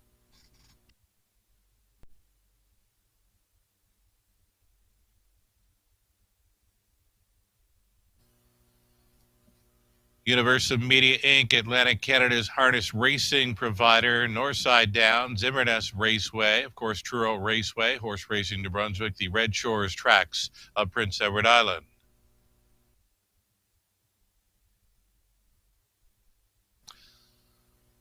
This is going to be my top 2 selection. I'm sticking to it. Number 3, E.R. Quinn. Corey McPherson, catch driving. I believe he knows this horse real well. I believe he's sat behind him numerous times over in Prince Edward Island. The big son of Total Truth gets a great shot here. Maybe expect a bit more in the offering tonight. And I was thinking he'd have been at a price, but right now the price at 3-1. If he goes lower, we're going to have to look elsewhere.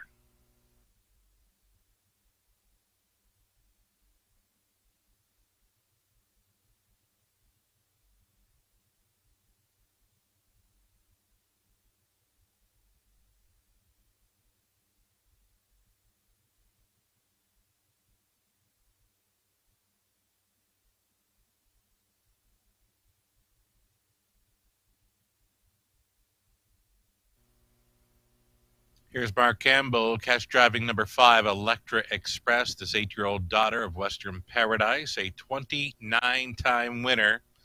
And sharp winner last season over Truro, 56-1. Has gotten there this season at 58-2, but she could be capable of quicker with Mark Campbell on board. When you look at the price of 2, Hardy Mill Joe, I'm not going there at 1-4. Not going there at 2-5. I could go there at 7-2 for number 5, Electra Express.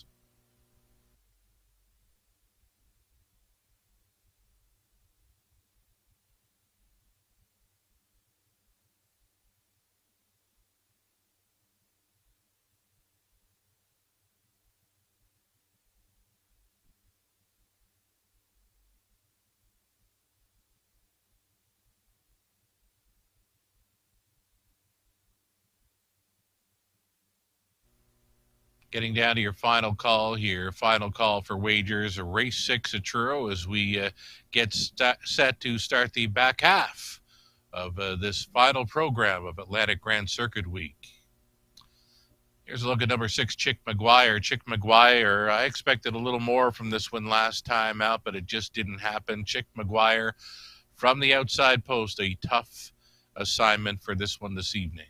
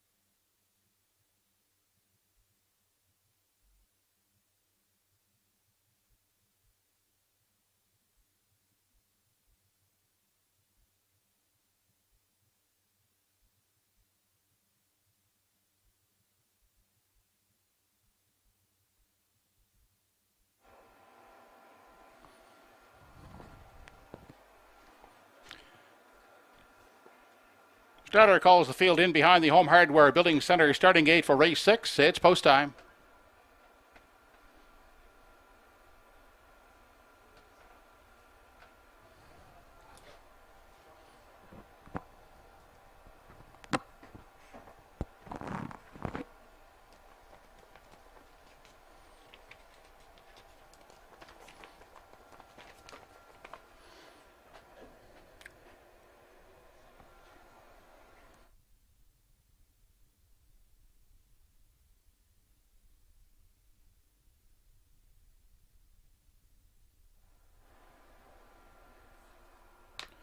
A field of 6 behind the gate for race 6. Desir d'Orleans, Hardy Mill Joe, E.R. Quinn, Preceptor, Electra Express, and Chick McGuire.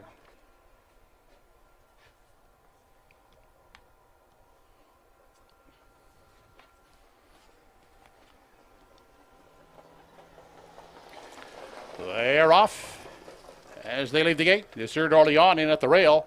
He's out looking to grab the early lead against E.R. Quinn on the inside and taking attack. Hardy Mill Joe in 3. Outside a 4th. That is Preceptor. Unhurried back there in 5. That is Electra Express and the early treader in 6. That's Chick McGuire. On through the backstretch for the first time, and E.R. Quinn sets up shop in the front end, quickly opening up by 3 with Desir d'Orleans racing second at the rail. Followed third by Hardy Mill Joe. Next in line from 4, that's Preceptor. Back in 5, Electra Express has only beaten 1 away. That's Chick McGuire. As they continue on to the 3/8, 28 and a 5th. Was the initial quarter. E.R. Quinn out there clear by 3 as they round the top turn and enter the stretch for the first time. Desir d'Orleans endeavors to close that gap second. Then racing along the rail in 3. That's Hardy Mill Joe, followed by Preceptor 4th. Starting up on the outside now from 5. Here comes Electra Express. And back trailing in 6th. That's Chick McGuire. They dip into the turn, heading to the backstretch now for the final time. 28 and a 5th was the quarter. The half in a snappy 57 and 2. E.R. Quinn still the boss. Second at the rail, Desir d'Orleans working first over. That's Hardy Mill Joe. And Hardy Mill Joe will tow Electra Express up in contention now 4th. Inside and pacing 5, that's Preceptor. And still trailing in 6, Chick McGuire. They arrive at 3/4. Hardy Mill Joe on the outside is now forging to the top. E.R. Quinn is back second outside, losing his cover 3rd. Electra Express inside and pacing in 4. That is Desir d'Orleans. They head past the 7/8 now. 1:26 and 3/4. Hardy Mill Joe on the outside has the lead. On the inside, E.R. Quinn second. Then Electra Express is pacing 3rd. Inside 4th is Desir d'Orleans. On through the lane they come. It's Hardy Mill Joe, and Hardy Mill Joe will take the 6th. Second best is E.R. Quinn, and 3rd, that is Electra Express. A mile in 1:56 and 1/5.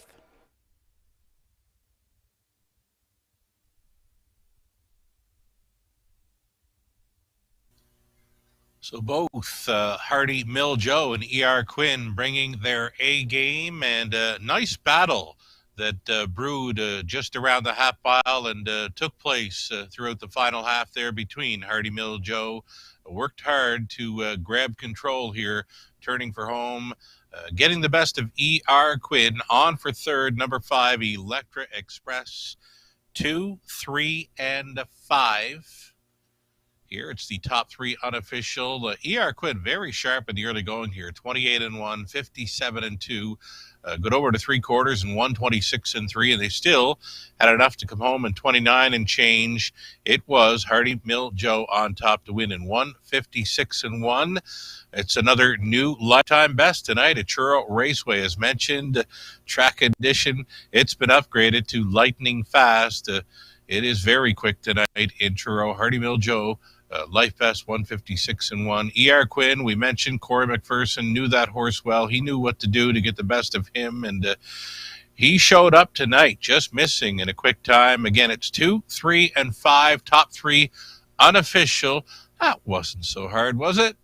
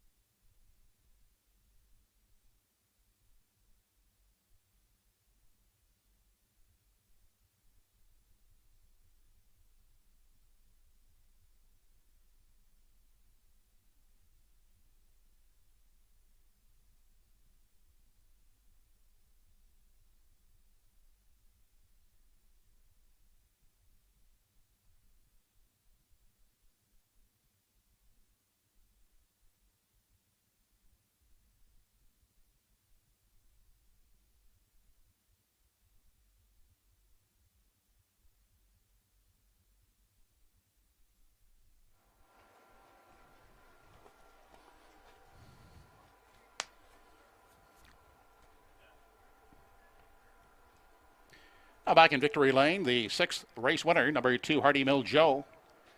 4-year-old brown son of sports writer. Over the Hardy Mill stable of Beaverbank and Ken Hardy of Bedford. Trained by Anthony Stymus, driven by Andy Campbell.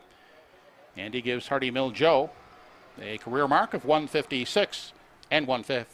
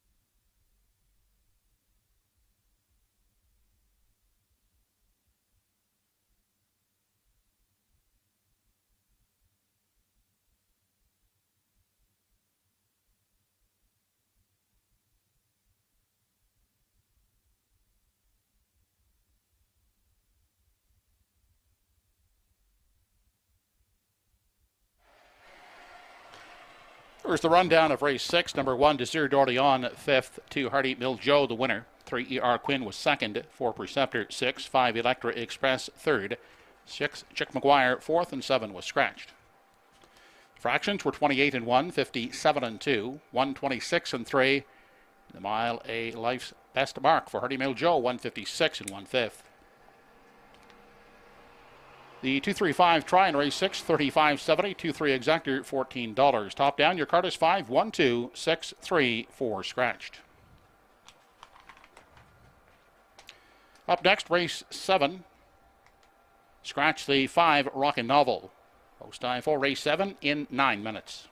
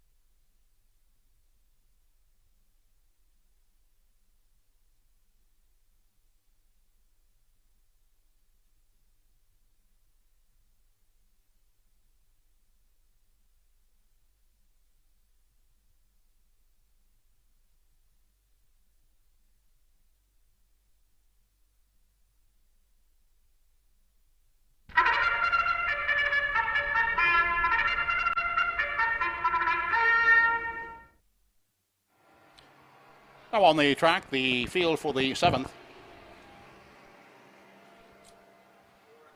Post 1 in the group goes to Likely to Win, with Mark Campbell picking up the catch drive for Glennis Young, Lester, and Jeffrey Chappell. That should be Jeffrey Campbell. Post 2 goes to Harry G. By Christina Gillis. Ernie Laffin will drive.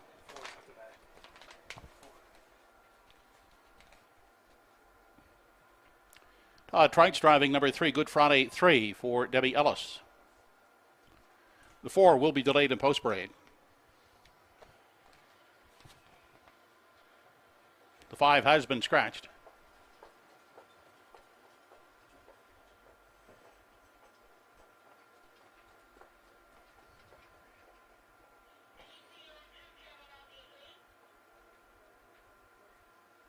Here's the 6, Whistling Cricket, owned by Heather Gaddy, Gail Skellhorn, Margaret Hobson, and Gloria Carey. Greg Monroe up.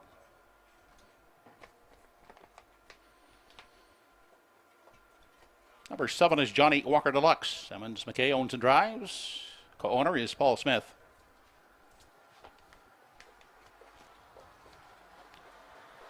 Now on parade is the 4, Tobin's Native. Darren Crow will drive for William Shearer and Sonny Siteman. That's the field for race 7. They'll go behind the gate in 5 minutes.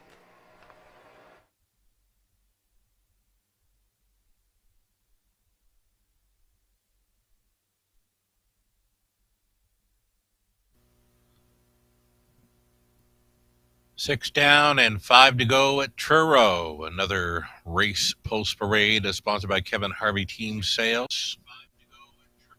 Race number 7 up and coming. It's another conditioned event. A group of fast class pacers. Number 2, Harry G, the public behind this one. I'm going to stay with. He's knocking on the door. He's got 3 straight runner-up finishes. A serious player again this evening. Ernie Laffin on board for owner Christina Gillis of Campbellville, Ontario. Duncan Gillis. Conditions, Ernie Laffin Pottits. Number 3, Harry G. It's been a while since he's hit the winner's circle. Maybe tonight is the night.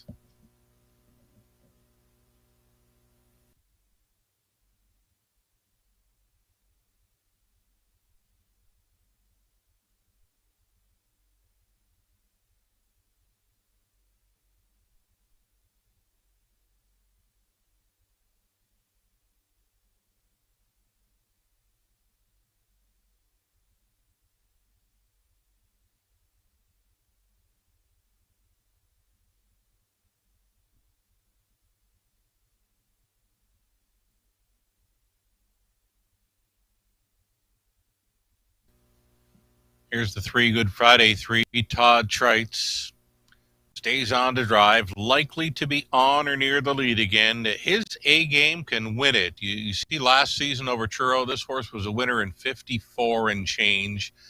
And we've seen a couple of quick miles here. The last few have gone very quick in Truro. So Good Friday 3, more than capable of dropping a few seconds here to maybe get the job done. He's showing 57 speed in each of his last 3, but more than capable of showing up here with a 155 effort this evening. Beware of number 3, Good Friday 3, and Trites.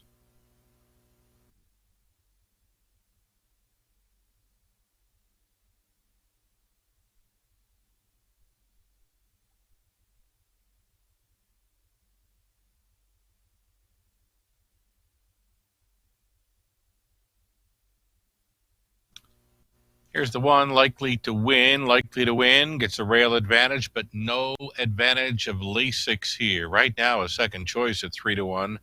Still worth a look here for a top 3 finish.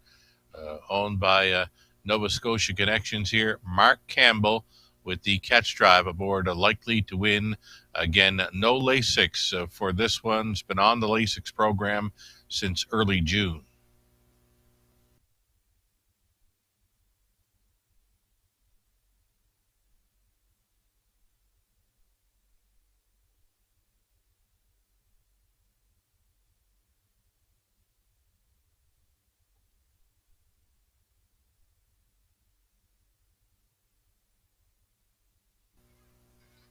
Here's the 4, Tobin's Native, strictly a fringe player for me. He'd be doing well to hit the top 3 in here. He faced most of these last time, had the pocket ride, and led up on the end to finish 4th. Talking about 4, Tobin's Native here. A little over a minute to play, race 7.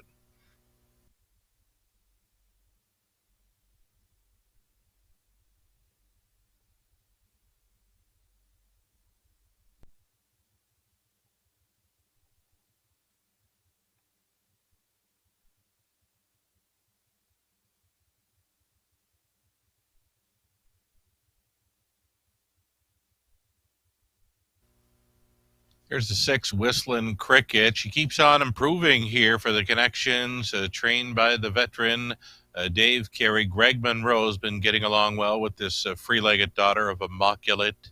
This one out of Lady McCardle by McCardle, of course. Again, she keeps on improving here.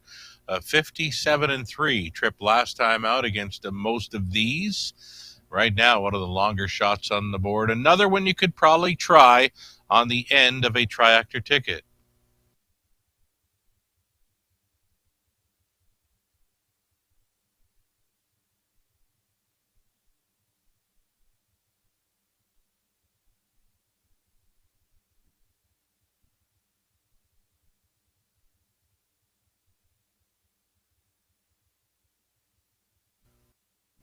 We've seen the rest, and maybe this one is the best. Number 7, Johnny Walker Deluxe. No shot. I always say it, but I'm going to say it again. No shot. We see this horse on the lead. He will be trailing from that outside post. The question would be, can he make it up in the final half? Are they going to go down to the half in 55 or 56 where it could set up for him? That's what he'd need, is a quick opening half for Johnny Walker Deluxe to be in play here for veteran teamster Emmons McKay. 6-1 the price on 7, Johnny Walker Deluxe on the outside looking in.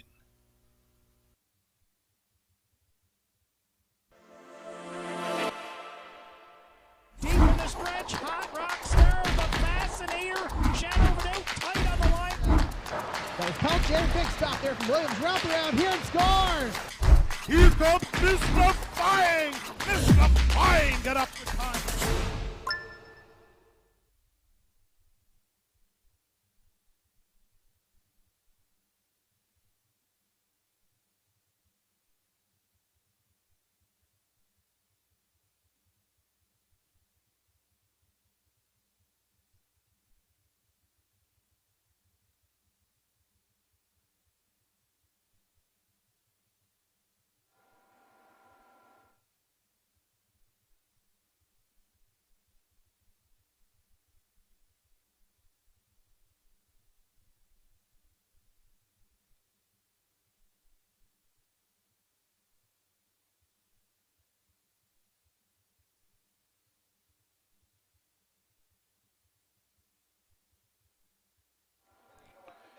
It's post time for the 7th race. The Home Hardware Building Center starting gate is in motion.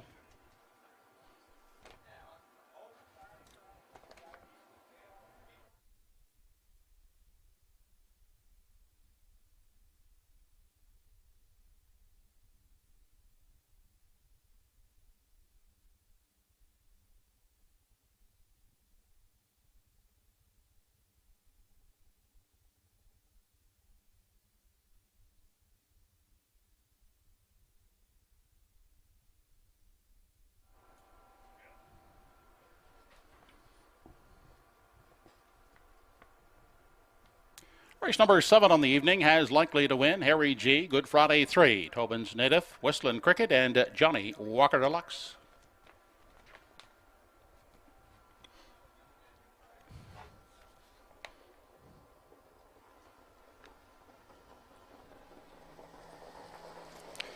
They are off and pacing away quickly. Good Friday 3, and at the rail, that's likely to win. And from the outside, he is Tobin's Native into that first turn, quickly taking charge. That's Good Friday 3. Tobin's Native is on the limb second. Inside, likely to win, gets away third, followed out by Harry G in 4. And a gap of some 2.5 lengths back to Whistling Cricket from 5. The early trailer is Johnny Walker Deluxe. On through the backstretch for the first time, led past the opening quarter by Good Friday 3 out there by a length and a half. Likely to win, giving chase second. Finding a seat at the rail was Tobin's Native from 3. Then Harry G unhurried back there in 4. The trailing duo are Whistling Cricket and Johnny Walker Deluxe. Opening quarter, 27 and 2/5 seconds as they make their way off the top turn. They're in line as they race into the stretch now, approaching the half, led by Good Friday 3. Tracking along second is Likely to Win. Then Tobin's Native pulls down the 3 spot. Harry G still sitting at the rail from 4. Whistling Cricket the 5th one in 6th. That is Johnny Walker Deluxe. Still no change as they race to the backside now for the final time. And they're still led by Good Friday 3. The half in a hot 56 seconds flat as they race on down the backstretch for the final time. It's Good Friday 3, still by a length and a half, Likely to Win. Is keeping pace in second. Gapping out a bit there third, that is Tobin's Native. Then racing in 4 is Harry G. Further on back, we find Johnny Walker Deluxe, and the trailer is Whistling Cricket. They race now to the 7-8, still led by Good Friday 3. Likely to Win, yet to move out of the pocket second. Here comes Harry G. starting up on the outside. There goes Likely to Win out of the pocket as they race past the 7-8. 125 was the 3/4 Good Friday 3. Now being pressured on the outside by Likely to Win, and Likely to Win is poking ahead in front. They straighten out for the stretch drive, and Likely to Win has taken over. Likely to Win drawing off to win the 7th. Finishing second. Looks like Good Friday 3 holding off Tobin's Native. The mile in 1:55 flat.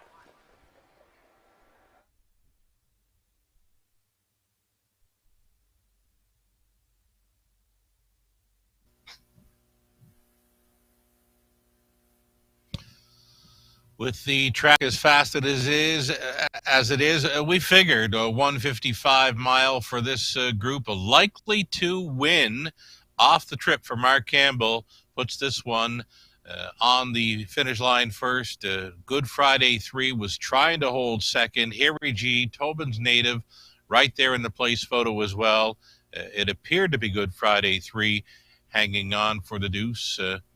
Nice trip, another nice mile. They get down to the quarter, 27 and 2, the half in 56, 3/4 up in 125, and the trip mile 155 flat, Likely to Win. And wouldn't you know it, here's a 12-year-old son of Western Terror picking up a new lifetime best. He's been on Lasix program for the last month or so, and no Lasix for this one tonight, and never better. 155 flat.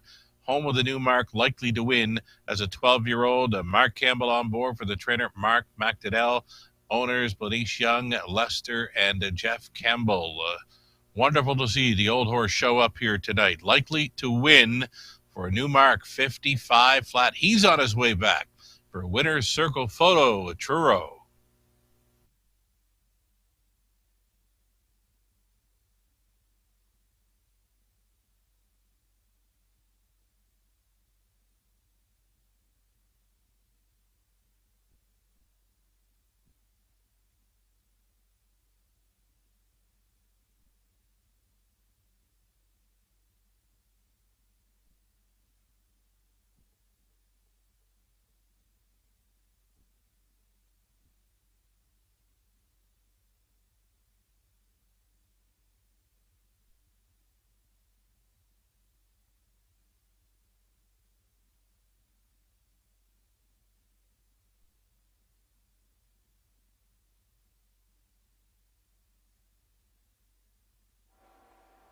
Now back in the winner's enclosure is the 7th race winner, number 1, Likely to Win, 12-year-old gelding by Western Terror, owned by Blanice Young, along with Lester and Jeffrey Campbell. Trained by Mark McDonnell and driven by Mark Campbell, the 12-year-old pacing to a new lifetime mark of 155 flat. The 7th race was in memory of the late Ed Dixon, who was a native of Lower Sackville. Ed developed a keen interest in harness racing when he began helping his 2 sons around the horses, Sean and Buttons. Ed enjoyed attending the races to watch his son Sean do driving. Ed's favorite horse over the years was St. Lad's Chief. Ed is greatly missed by his wife Marlene, sons Sean and Buttons, and his 4 daughters Renee, Shelley, Terry, and Beverly. Family members are trackside to make the blanket presentation in memory of the late Ed Dixon.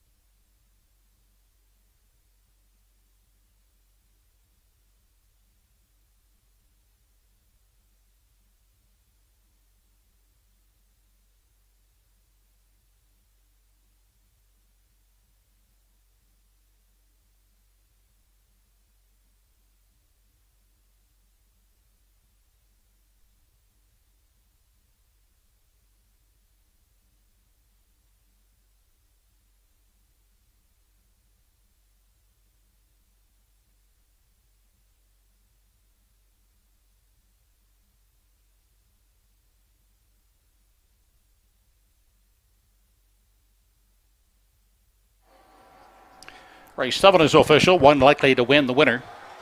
2 Harry G 4th, 3 Good Friday 3 second, 4 Tobin's Native 3rd, 5 was scratched, 6 Whistling Cricket 6th, 7 Johnny Walker Deluxe 5th. 27 and 2 the quarter, half 56, 3 quarters, and 125 the mile, and 155 flat. New lifetime mark for likely to win. Checking your programs, top down 142, 3 scratched, 6-5. 134 try in race 7, 176.60. 13 exactor, 17.90. No winning tickets tonight sold in the pick 5. The carryover is $226.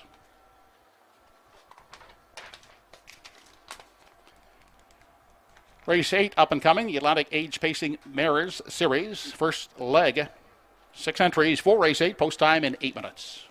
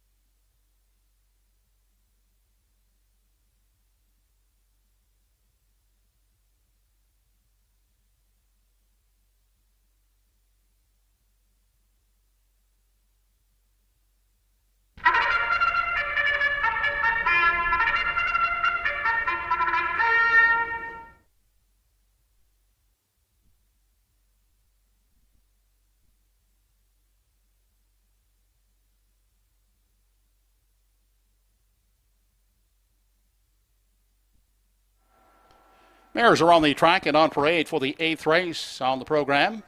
It's the Atlantic Aged Pacing Mare Series. First leg going for a purse of $5,029.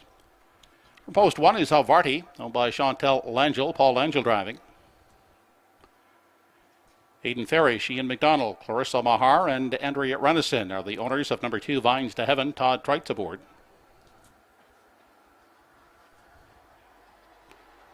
Ace 44 Dome from post 3, owned by Donald McRae, with Jason Hughes driving.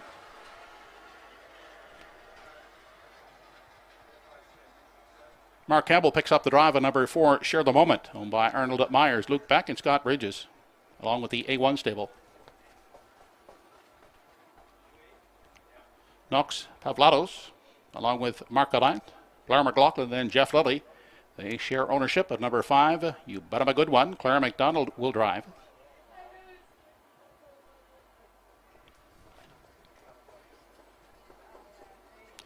Rounding out the field from post 6, JM Sports Fan, owned by John Burt. Maurice McCabe, Harold Shepard, and Wayne McPherson. Stephen Shepard drives. Field of 6 mares for race 8, post time in 4 minutes.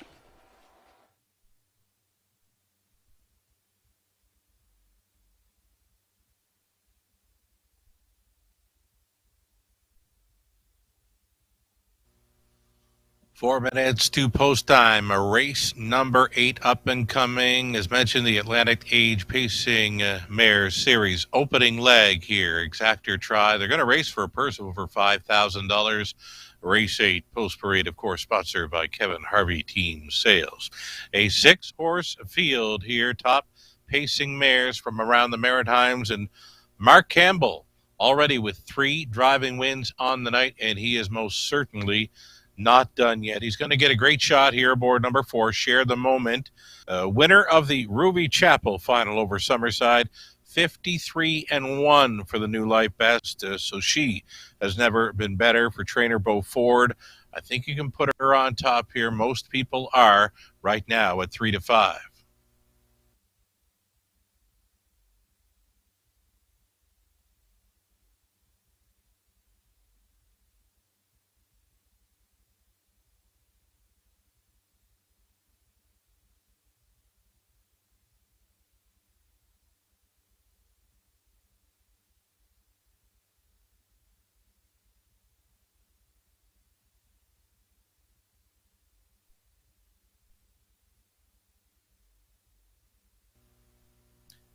Here's number 3, Ace 44 Dome.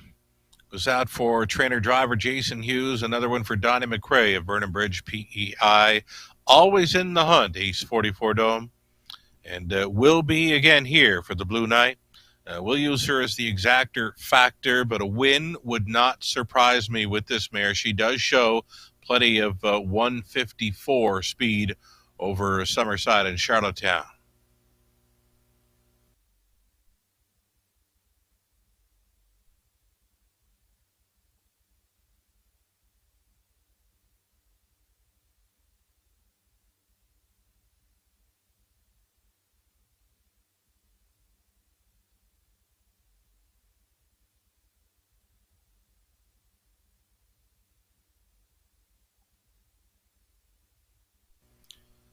Another one making the trip over from Prince Edward Island tonight, number 6, JM Sports Fan.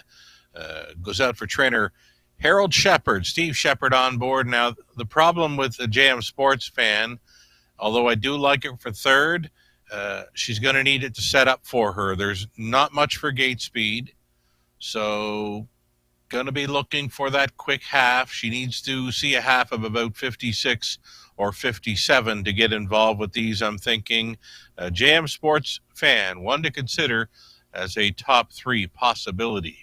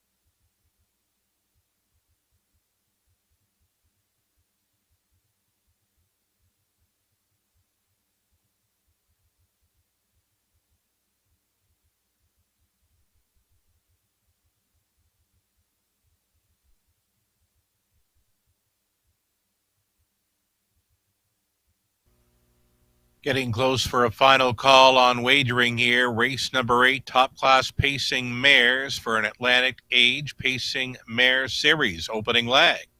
Again, they're going to battle for a purse of over $5,000 here. Exactor Try, Win Play Show Wagering. The starting car is now rolling. Will be in position here very soon. Again, your final call to wager on Truro's Race 8.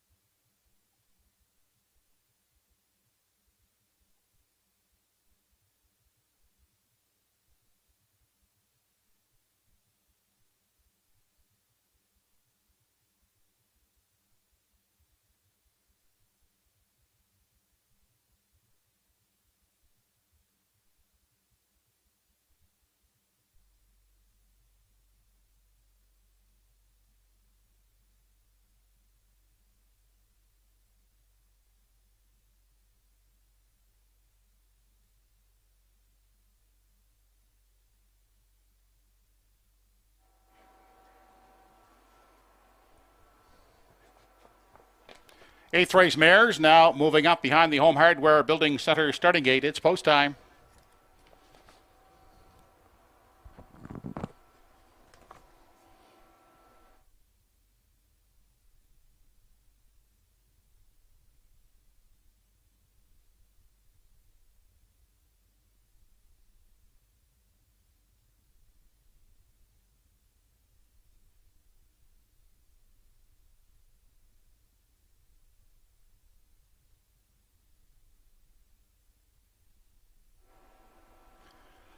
A field of 6 mares behind the gate for the first leg of the Atlantic Aged Pacing Mare Series. They'll go for a purse of $5,029. Havarti, Lines to Heaven, Ace 44 Dome. Share the Moment, You Bet 'Em a Good One, and JM Sports Fan.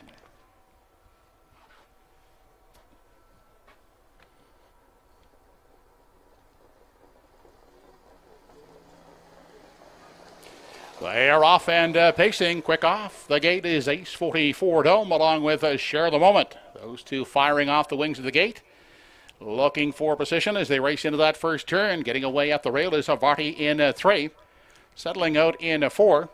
As they race into the backstretch for time 1 is Vines to Heaven.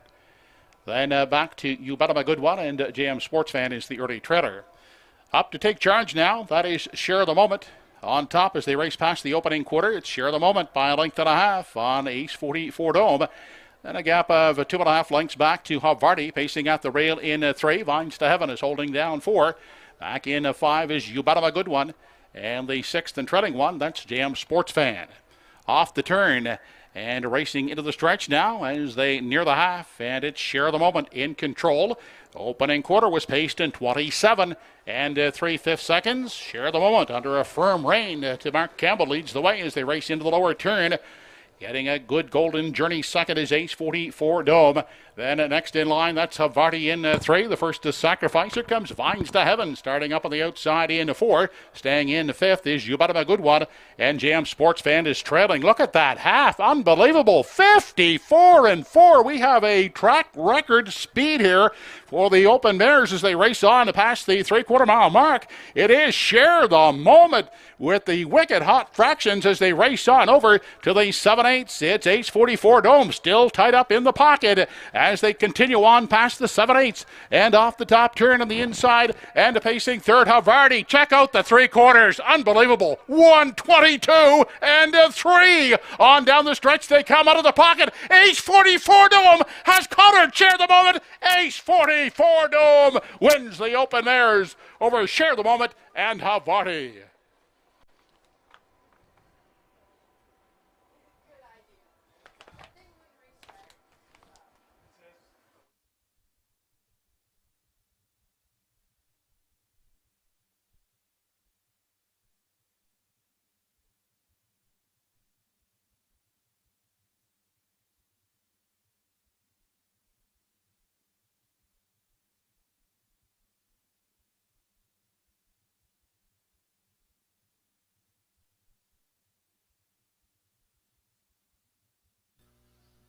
very quick fractions posted there in the Atlantic Age Pacing Mares Series opening leg, and the Pocket Rocket to victory here. Ace 44 Dome secured a great trip here in the early going and capitalized here through the stretch drive to win it. Ace 44 Dome, not sure what kind of mile we're looking at here, and those fractions very quick, and we're just going to sit and wait to see what happens here as far as finishing mile time will be. But the Ace 44 Dome is the winner. Mild upset win over the 4. Share the moment. Number 1, Havarti, got along fine from the rail this time out. She has made breaks from the rail in prior starts, but she got along fine there tonight to complete the top 3 here in the Atlantic Age Pacing Mares Series. First leg goes to Ace 44 Dome. Jason the Blue Knight Hughes training and driving for owner Donnie McRae of Vernon Bridge, Prince Edward Island, on her way back for a winner's circle photo at Truro.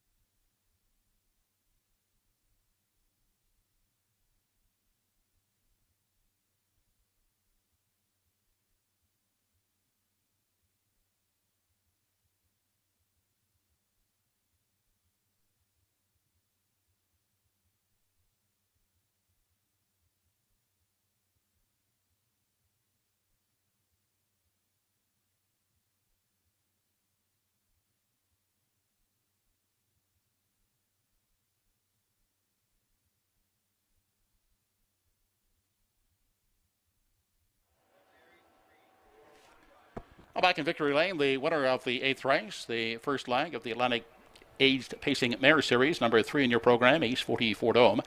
5-year-old daughter of Up the Credit. Donald McRae of Vernon Bridge, PEI, trained and driven by Jason Hughes.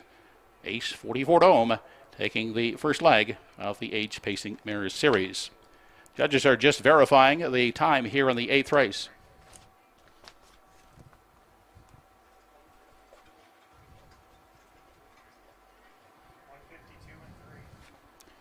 There we have it, ladies and gentlemen. A new track pacing record for aged mares here at Truro Raceway. Ace 44 Dome in 1:52 3/5.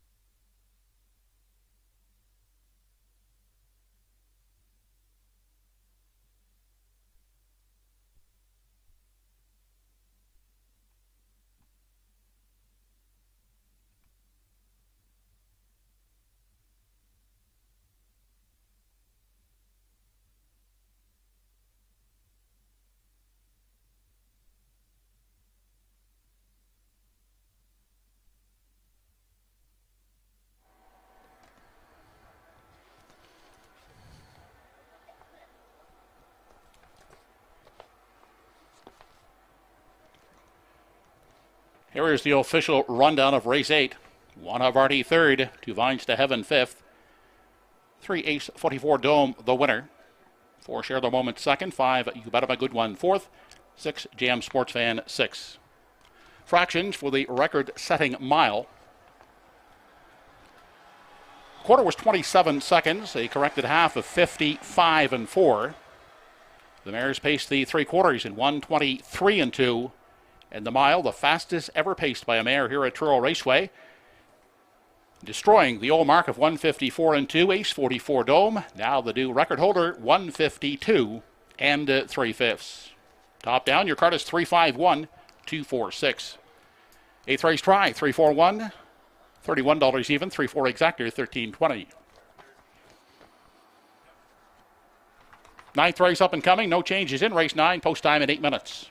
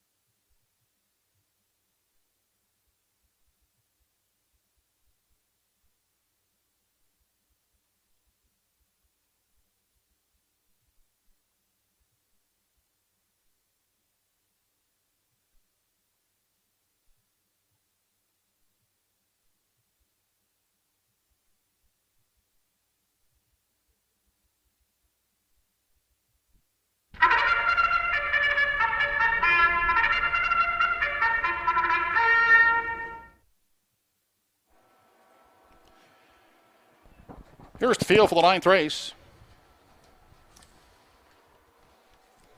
Race 9 in memory of the late Dixie McKay. Number 1 is Rusty Roddy, owned by Chantel Langell.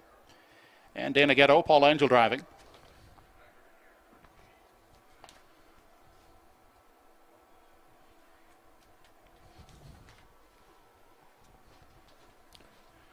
Privilege from Post 2 is owned by Aidan Farish and the All for Fun stable with Todd Trites at the lines.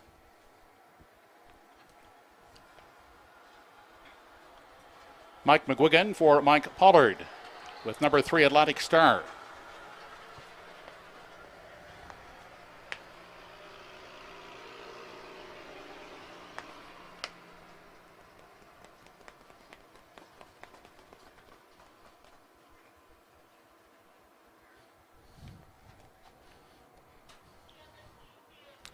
Number 4 is Rise and Horizon over the Won't Back Down stable. Darren Crow drives.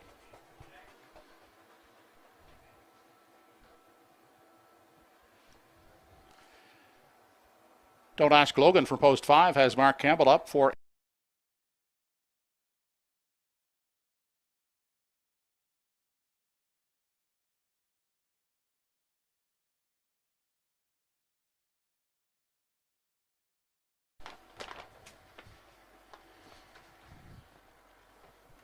number 7 is Well Did, owned by the Well Did Horserunners Club. Kenny Parker will steer. Only 4 minutes to ninth race post.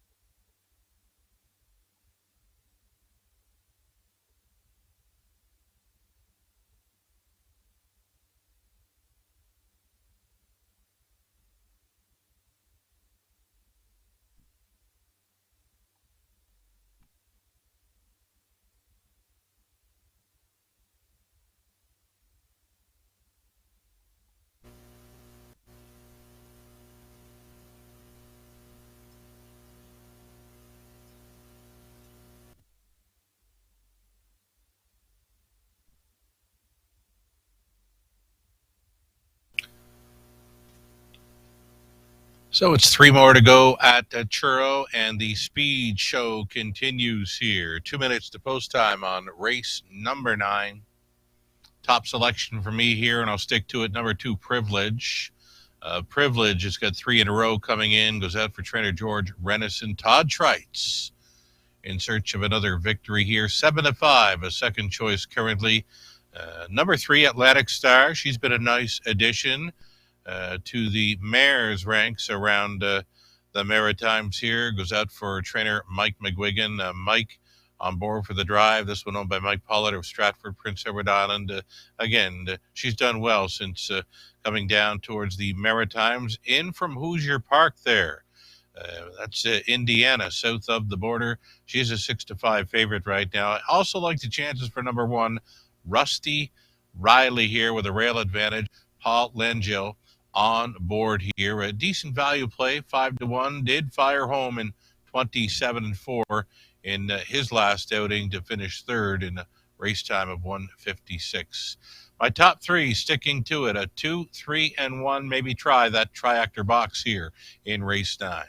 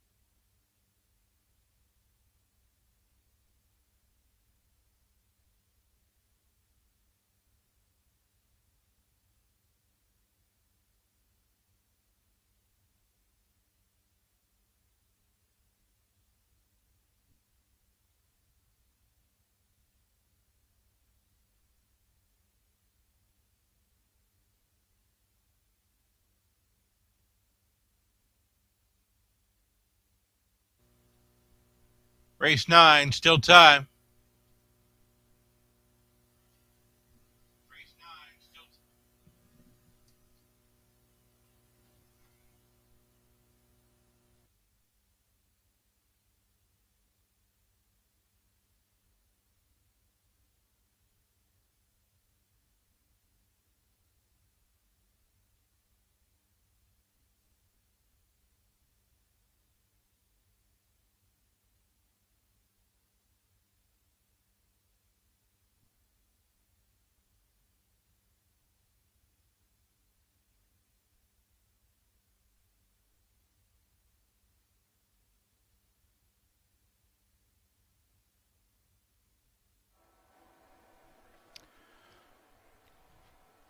Field for the 9th race, called in behind the Home Hardware Building Center starting gate.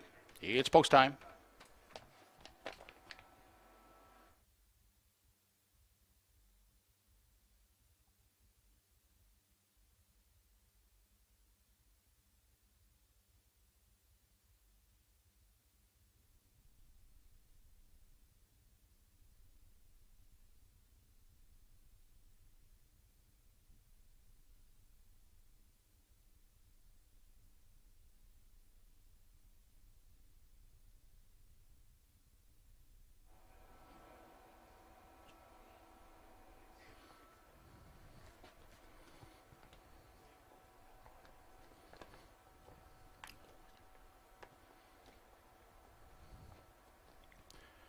Race number 9 of the evening has Rusty Roddy, Privilege, Atlantic Star, Rise and Horizon, Don't Ask Logan, Frontier Cruise, and Well Did.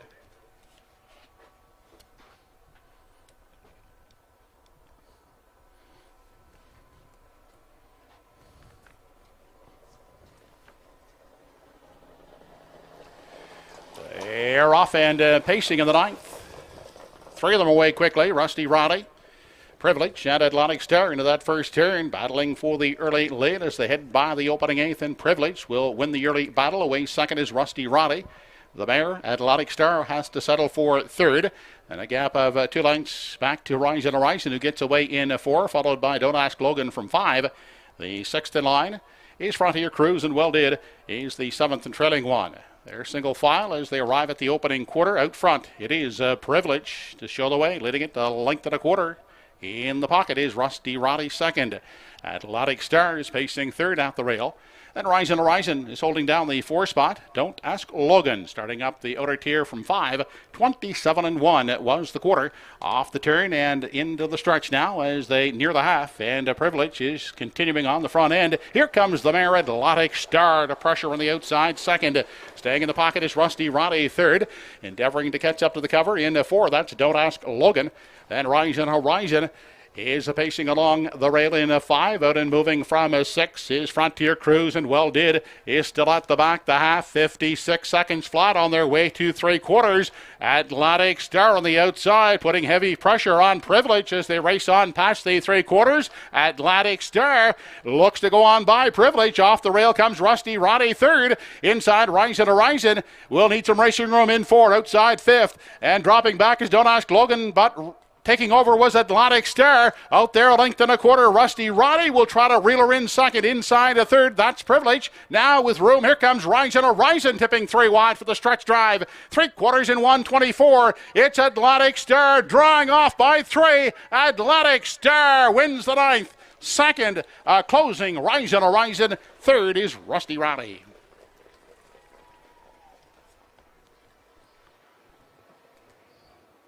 The mile in 1:53 flat.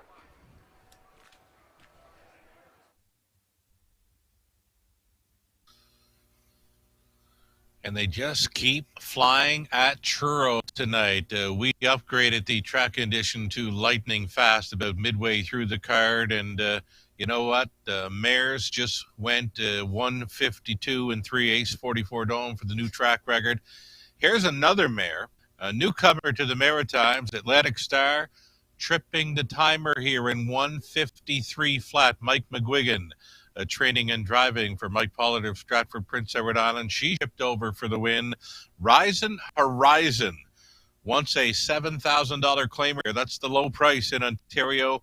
Rising Horizon, second best there for the Won't Back Down stable in a 1:53 mile. Rusty Riley rode the pocket, finishes third, and Privilege, the post-time favorite, misses the top 3 there. So impressive. Atlantic Star, 1:53 flat. She was home in 29 flat. Even more impressive, really, I think, getting up for the deuce. Rising Horizon, again, a $7,000 claimer here in Ontario just a short time ago. Second best in there, and did show plenty of late speed to do that. One, Rusty Roddy completes the top 3. 3, 4, and 1. Atlantic Star, a 1:53 flat winner over Truro for Mike Wiggin.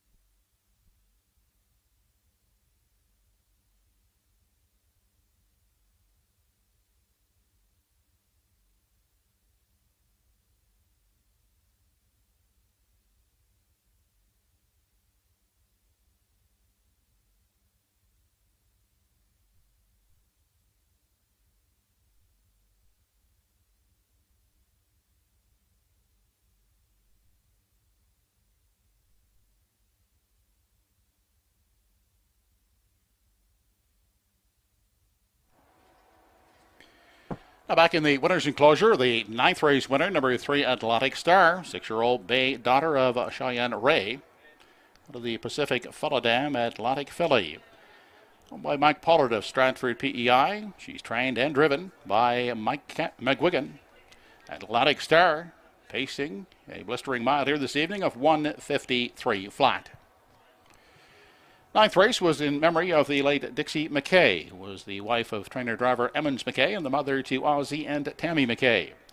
Dixie was a very kind soul who loved to give her time to people of all ages. She enjoyed going to the horse races all over the Maritimes with her husband Emmons.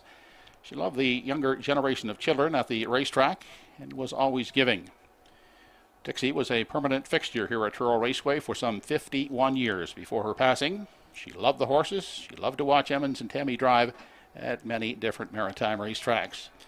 She was very proud of both of her children, Ozzie and Tammy.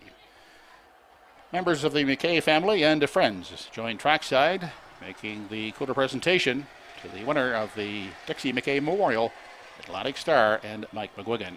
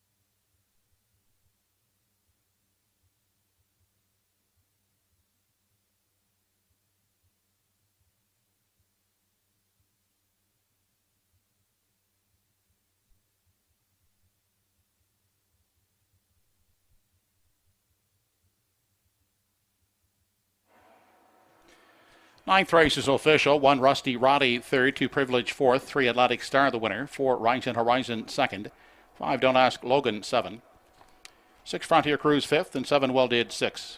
27 and 1 the quarter, half 56, 3 quarters in 124, and the mile for Atlantic Star 153 flat. From the top 3-4, 1-2, 7, 5, 6. 3-4, 1 try in the ninth race, 112.30, 3-4 exactor, 1980. Up next, races 10 and 11, the late daily double. There are no changes in either race. Post time for the 10th race in 7 minutes.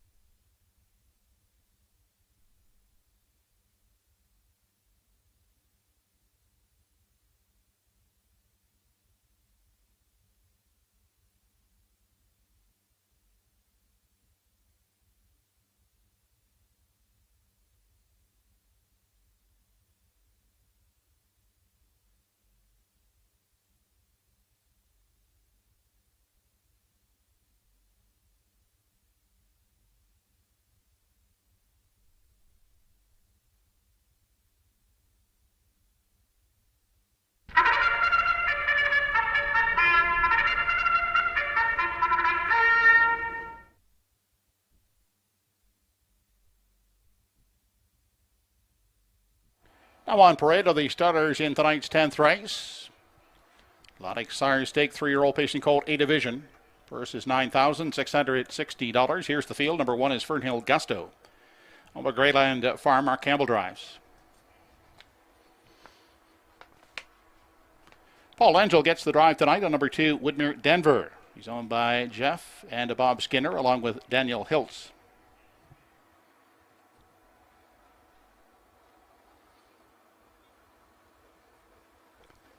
Brumby from post 3, owned by 5 Guys, Horses and Lies with Corey McPherson aboard.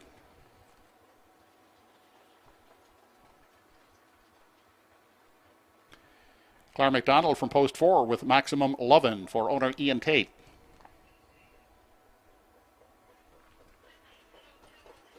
James Whalen and Glenn Dunn share ownership of number 5, Check Your Source. Mike McGuigan driving.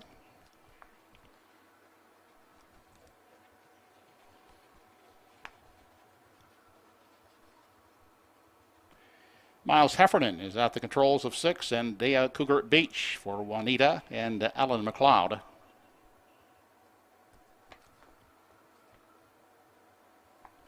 And Soul Assassin will complete the field from post 7. Owned by Windermere Farms, Hollis Newsom, and Roger Burns. Jason Hughes has the drive. 10th race post in 3 minutes.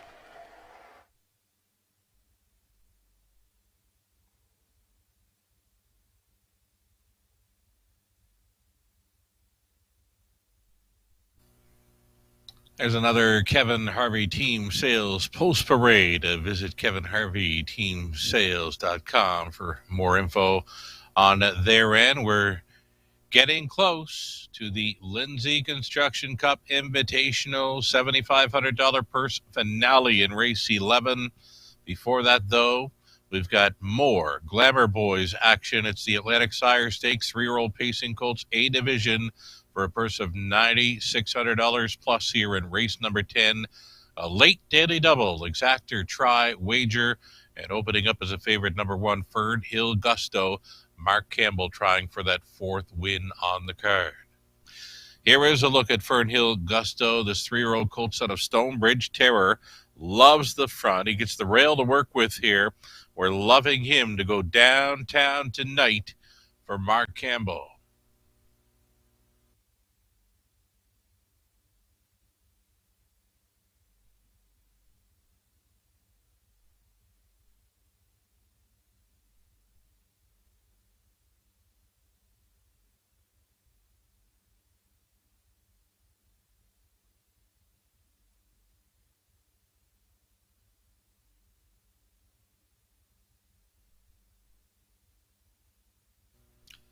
We're using number 2, Woodmere Denver for the deuce here. Paul Langell driving tonight. Catch driving for trainer Danny Romo and the Skinners. Woodmere Denver likely follows the leader here. And if he can do so, he'll hold second. Just has to stay close to Fernhill Gusto. A pocket ride for a deuce, I'm thinking. Woodmere Denver here is a 3-year-old son of Pang Shui. Tall 3-year-old, and just looking for a great trip for this one tonight. Just follow the speed of Fernhill Gusto, and I think he'll be fine.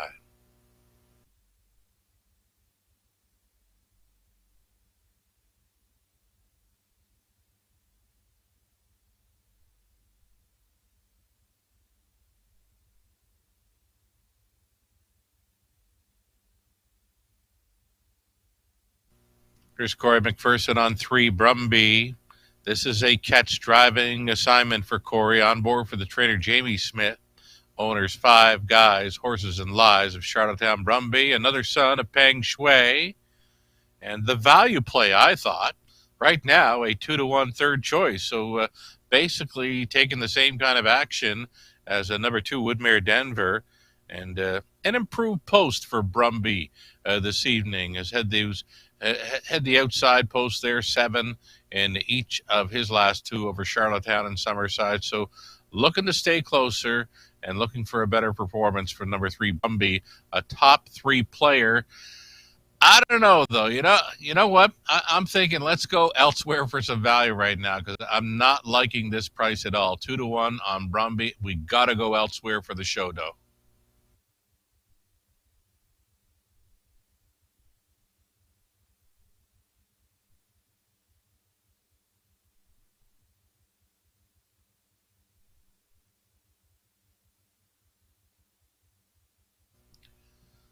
So where do we go for the show, though? A long shot of number 4, Maximum Lovin', capable of pacing 56 speed. That might be good enough for third in here. Claire MacDonald on board for the owner, Ian Tate.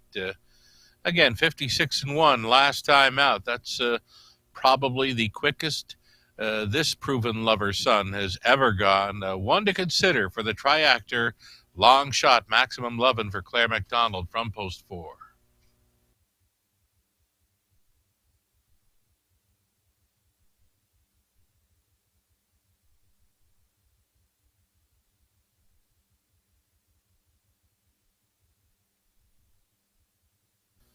Here's Mike McGuigan, hot off that huge winning mile by Atlantic Star in 153 flat. He gets an upset chance here with number 5. Check your source, removing Lasix for this as the starting car has rolled into position. Next voice you hear will be the voice of Truro Raceway, track announcer Joe Kelly.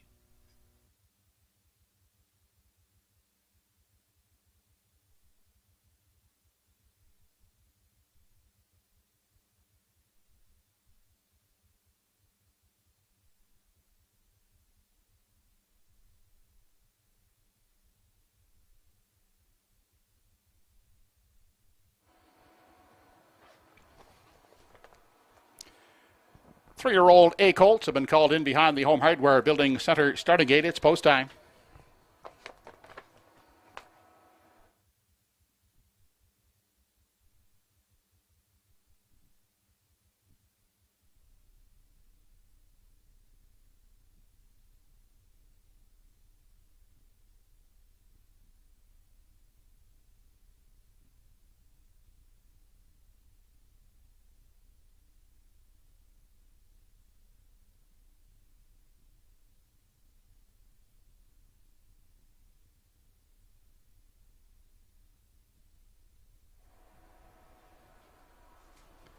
Tenth race, a division of the three-year-old pacing colts as Fernhill Gusto, Whitmere Denver, Brumby, Maximum Lovin', Check Your Source, and Dea Cougar Beach, and Soul Assassin.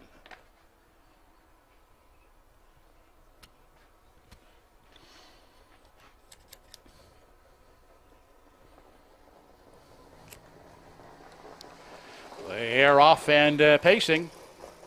On the inside, Fernhill Gusto pushing out from the rail to grab the early lead. Whitmere Denver will take a tuck in the pocket second. Caught on the outside. That's Brumby in 3 inside. Maximum Lovin' finds a spot in 4. Followed to 5th away by Check Your Source. Caught on the outside is Zendaya Cougar Beach in 6th. 7th is Soul Assassin. Into the backstretch. They head to the opening quarter led by Fernhill Gusto. Out there, leading the way by a length and a quarter. Tightening in now is Whitmere Denver second. Followed closely in 3 by Brumby. Maximum Lovin' holds down the 4 spot. Looking at it from 5 in the early going, that's Check Your Source. Then next in line is Soul Assassin. Zendaya Cougar Beach is sitting a trailing 7th. 28-3 was the quarter. They make their way off the top turn, led into the stretch by Fernhill Gusto. As they approach the half, Whitmere Denver in for a good journey second. Third at the rail, that is Brumby. Then Maximum Lovin' is still at the rail in 4. Now starting up on the outside, Soul Assassin coming uncovered from 5. 6th along the rail, that's Check Your Source. And to the outside from 7 as they continue on to the backstretch is Zendaya Cougar Beach. They were past the midway point in 57-4 on through the backstretch. Final time headed to 3/4. Fernhill Gusto, the unchallenged leader, draws off by 2.5. Whitmere Denver trying to stay with him second. Brumby is pacing along the rail in 3 inside a 4th. That is Maximum Lovin', stalled outside from 5. Is Soul Assassin. The Colts head on to the 7/8. The boss is still Fernhill Gusto. On the inside, Whitmere Denver. Here comes Brumby now to the outside, 3rd, inside 4th. That's Maximum Lovin'. Off the turn and into the lane. Final time, Fernhill Gusto has them by 2.5. On the outside, Brumby is second, 3/4, 126-1. An easy win here for Fernhill Gusto. Wire-to-wire victory for the Colt. over Brumby and Woodmere Denver.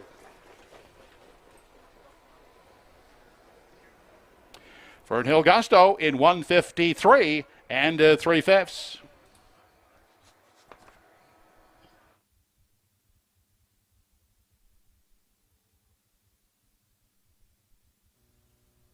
Mark Campbell making it look real easy here aboard Fernhill Gusto. Incredible final quarter speed here. 27-2 on the end for Fernhill Gusto to stop the clock in 1:53-3. He's going home with a new speed badge. Brumby, most impressive here to be second best. He was out rolling first up for a ways. Corey McPherson on board.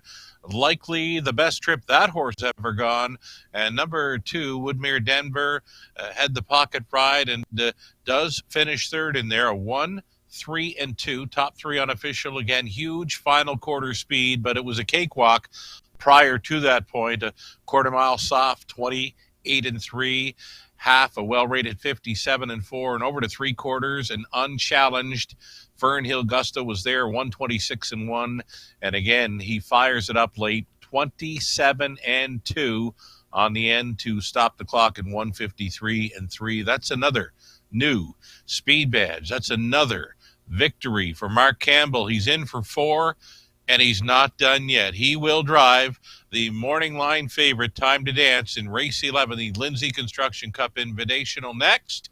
Before that, though, it's a winner's circle presentation. Atlantic Sire Stakes, a victory for Fernhill Gusto.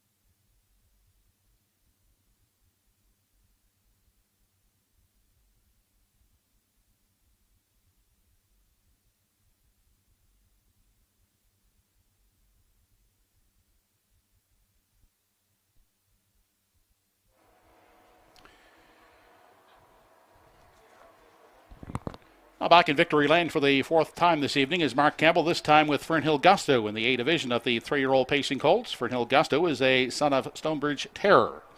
The Willowbird dam Helen O'Grace was bred by Brian McLeod in Truro, owned by Greyland Farm of Gulf Shore, trained and driven by Mark Campbell. Again, Mark recording his 4th driving victory on tonight's program. Fernhill Gusto steps to a lifetime best of 1:53 and 3/5.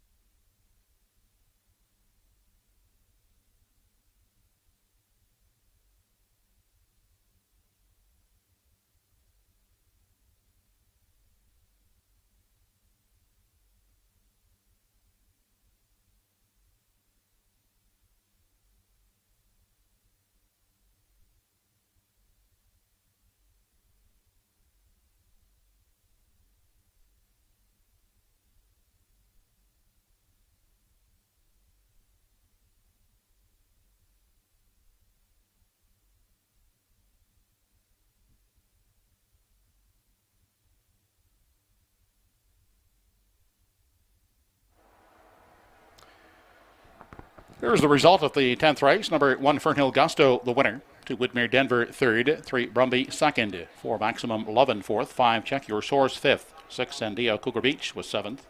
7, Soul Assassin, 6th. Fractions were 28-3, 57-4, 126-1.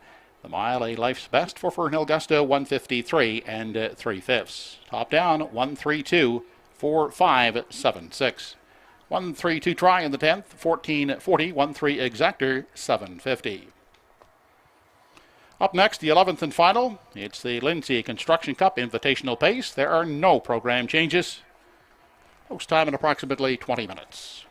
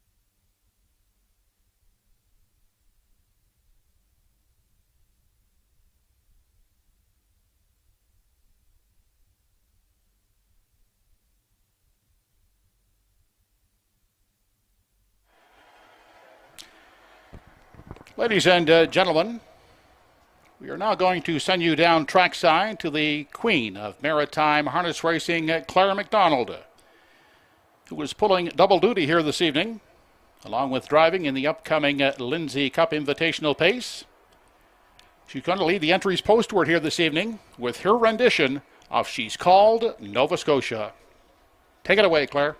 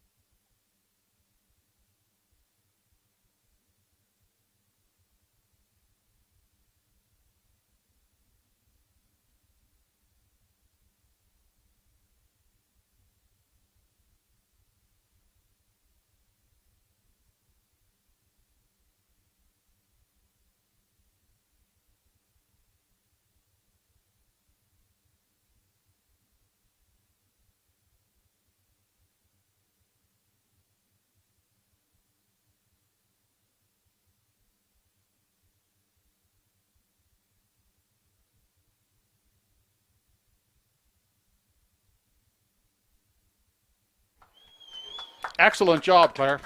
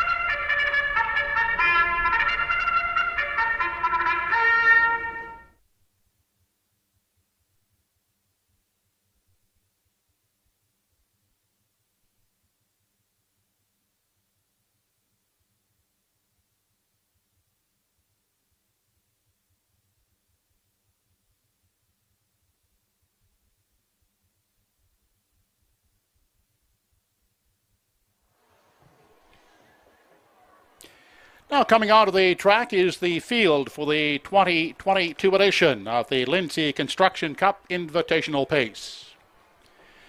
Leaving from post 1 this evening is Jeff Lilly's homebred Son of Malicious out of his good producing mare Bedham Laura. Jeff now shares ownership of the horse with Blair McLaughlin and Ian McDonald.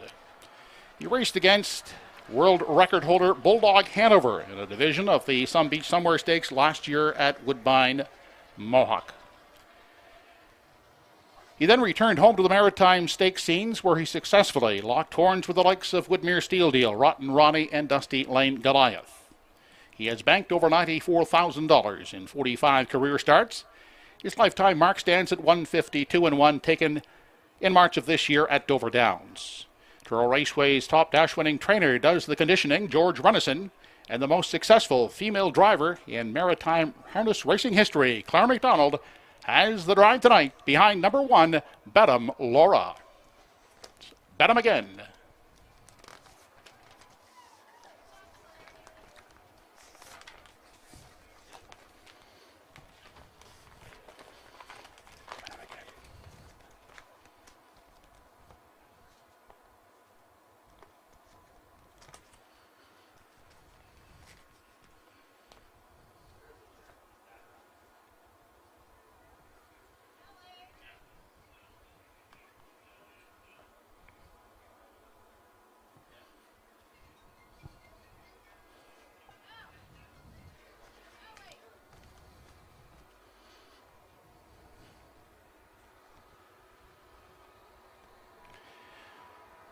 Number 2 in tonight's select group is a 4-year-old gelded son of Betting Line who has 20 top 3 finishes in 29 career starts. He dazzled fans at last Old Home Week in Charlottetown by blazing the oval in 150-1-4 to set a track record for 3-year-old colts, which also stands as his personal best.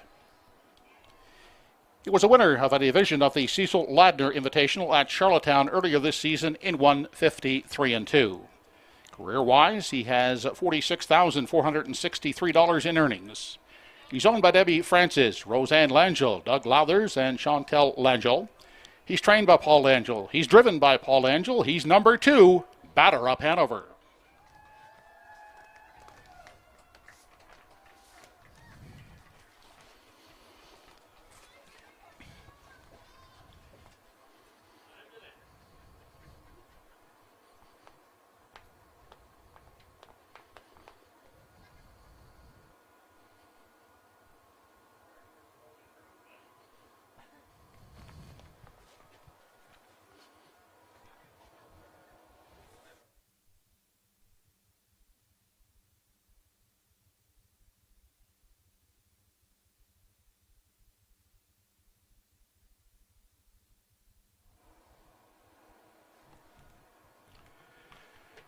The fastest pacer in the history of Truro Raceway has drawn post 3.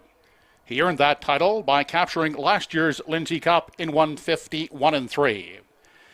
He was the dominant force in last year's Maritime Invitational ranks. He has 16 wins in his last 25 starts over 2 seasons. His 35 career victories are tops in tonight's field. He has banked over $180,000 lifetime. This son of a rock and roll dance is owned by Brent Campbell of Charlottetown and Matthew McDonald of Edwards, Ontario. Trained and driven by Mark Campbell and back to defend his Lindsay Cup crown is number 3, Time to Dance.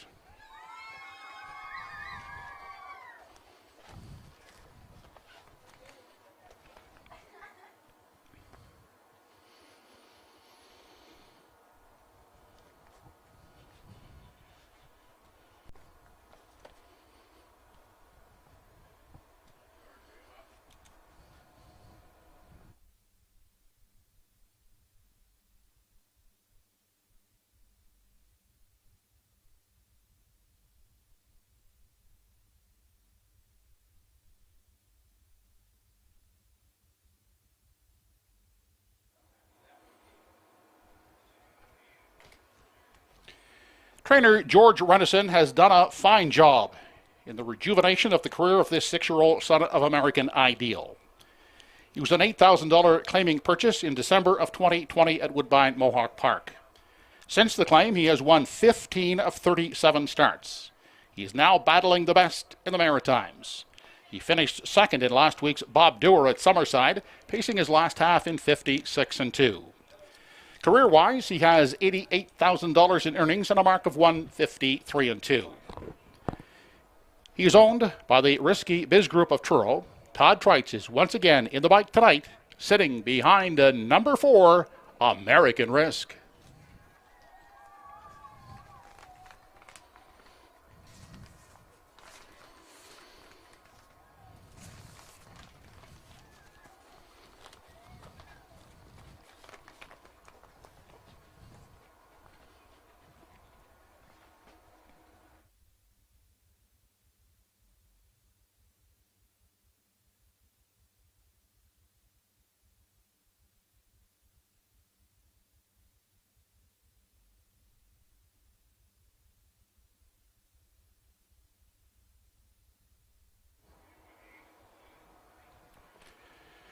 Like his father, Some Beach Somewhere, this 7-year-old free-legged gelded received his early lessons here at Truro Raceway. He made his first and only career starts here as a 2-year-old under the tutelage of Darren Crow. He went on to Ontario as a 3-year-old, where he proceeded to beef up his bank account to a field-topping $247,000. He's also the fastest performer in the group by virtue of his 150-1-2 winning performance as a 4-year-old at Woodbine Mohawk Park. Nova Scotia native Steve Charlton is the owner, trainer, and driver, and we welcome Steve back to his roots with number 5, Beach and Lindy.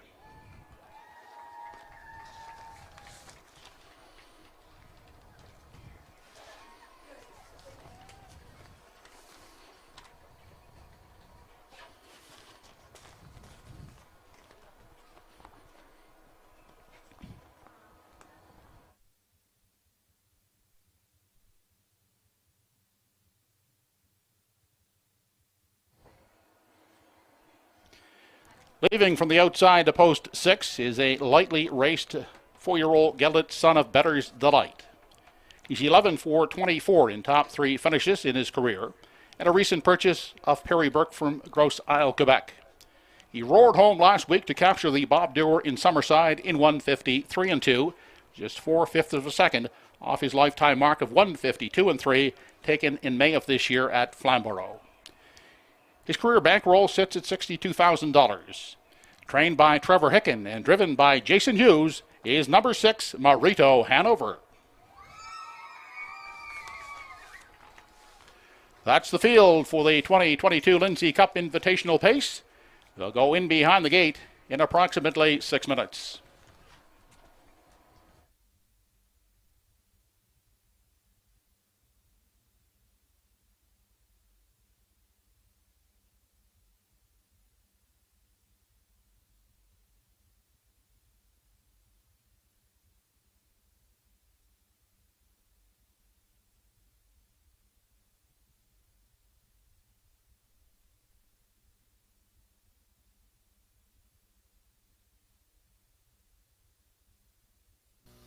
Alrighty, here we go. 7 minutes to post time on race number 11, the finale of Atlantic Grand Circuit Week, the Lindsay Construction Cup Invitational, $7,500 purse up for grabs.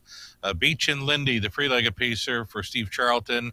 I'm going with this one on top. I'm going for a closer in here. He always kicks home well. This free-legged son of the beach is as good as any in this wide open affair.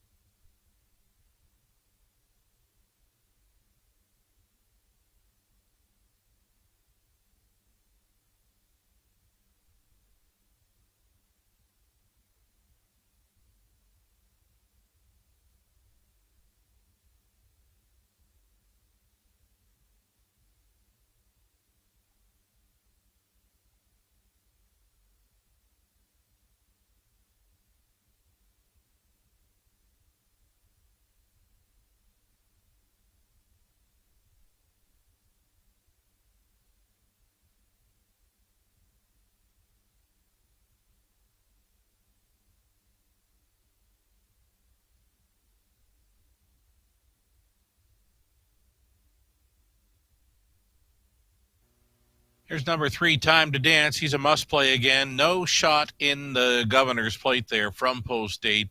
Truro's track record holder.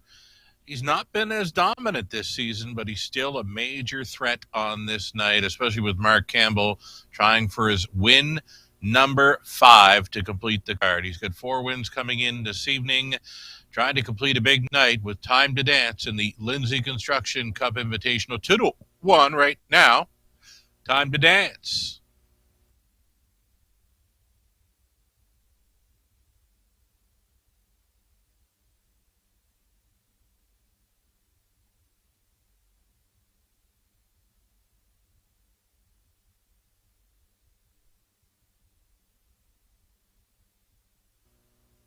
Another player in here, I believe, a number 2 batter up Hanover. He got used hard early in the plate consolation, and 26-4 from the 8 hole in Summerside. I don't know if that's ever happened before. That's big time speed from the outside post over Summerside. Again, 26-4 from the 8 hole. So yeah, used up pretty good there in the early going last time out. More than capable of handling this group. Number 2, batter up Hanover, 2-1 for Paul Langill.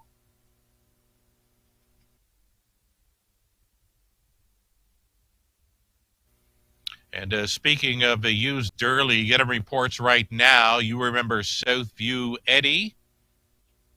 Make it, if I can find the text here, Southside Eddie. There it is, Southside Eddie. Used up leaving pretty good. He got shuffled back, angled 4 wide in the stretch. He just missed in a gold stake event at the Woodbine Mohawk Park, 149-2.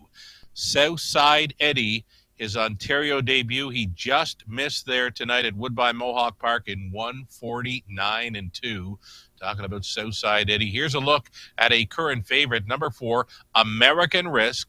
Todd Treitz, George Renison teaming up here for the Risky Biz group of Truro. This is American Risk, a current favorite here on great form. He fired home well in the Bob Dewar Governor's Plate Consolation. 28-1 in the end for a trip in 53-4. If he's got one of those in him tonight, he could show up in the winner's circle here. 3 minutes to post time.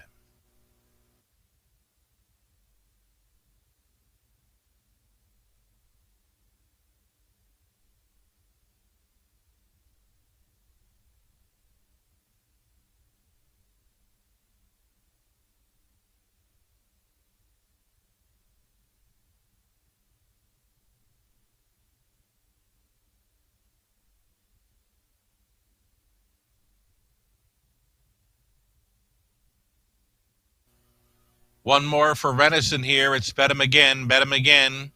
He was a 4th best finisher when sitting the pocket in the Bob Dewar Plate Consolation. Finished 4th there with Red Doucette on board.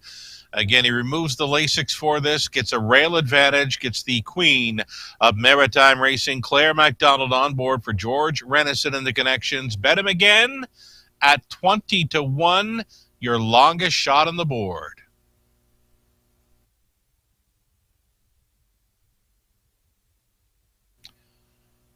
Two-minute warning, 2 minutes to the finale at Truro.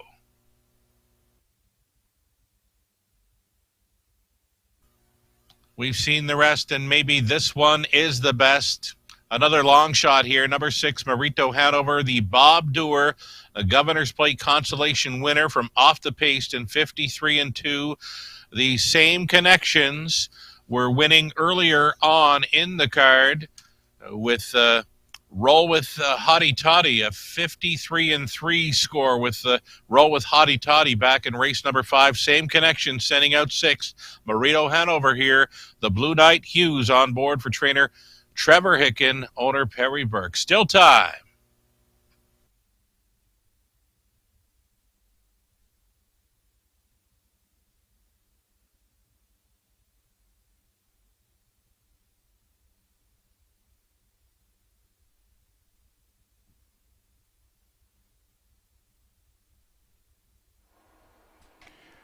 The Invitational Pacers are moving in behind the Home Hardware Building Center starting gate. It's post time for the Lindsay Cup Construction Invitational Pace.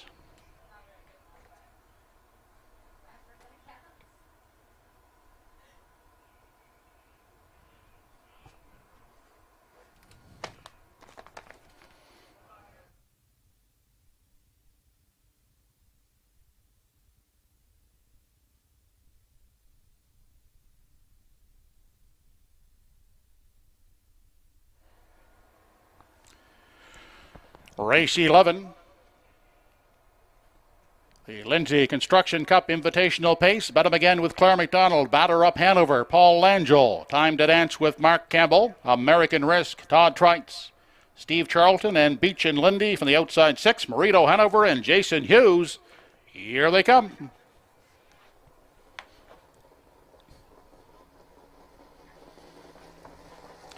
And they're off and pacing in the Lindsay Construction Cup Invitational Pace, and batter up Hanover is first away on the outside. Time to Dance on the limb second.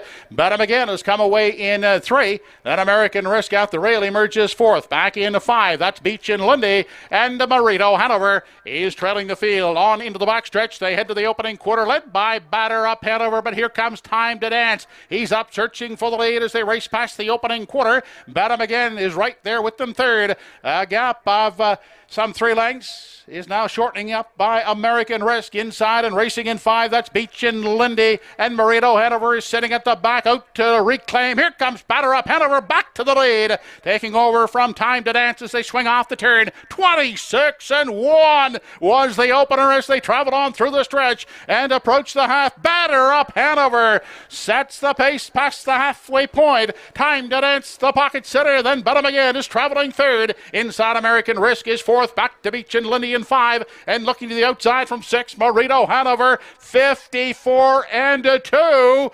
That's track record speed as they race into the backstretch on their way to three quarters. They're led by batter up Hanover. Time to Dance will stay in the pocket second. Mounting the first up challenge, Bet 'em again to the outside third. American Risk stays out the rail in four. Outside and racing in five, Marito Hanover. And now treading, that's Beach and Lindy, but it's batter up Hanover who continues to show the way as they travel on to the 7/8. It's batter up Hanover, a length and a half. Time to Dance is the next closest one. Inside American Risk is with them third. An eighth left to come. Look at the three quarters. 1:23-1. Could we have another track record down the stretch? It's batter up Hanover. Time to Dance. It's Time to Dance, and Time to Dance defends his title here in the Lindsay Construction Cup Invitational Pace. A hard-charging Beach and Lindy is up for second. The mile just 1/5 of a second off of Time to Dance track record. Time to Dance in 1:51-4.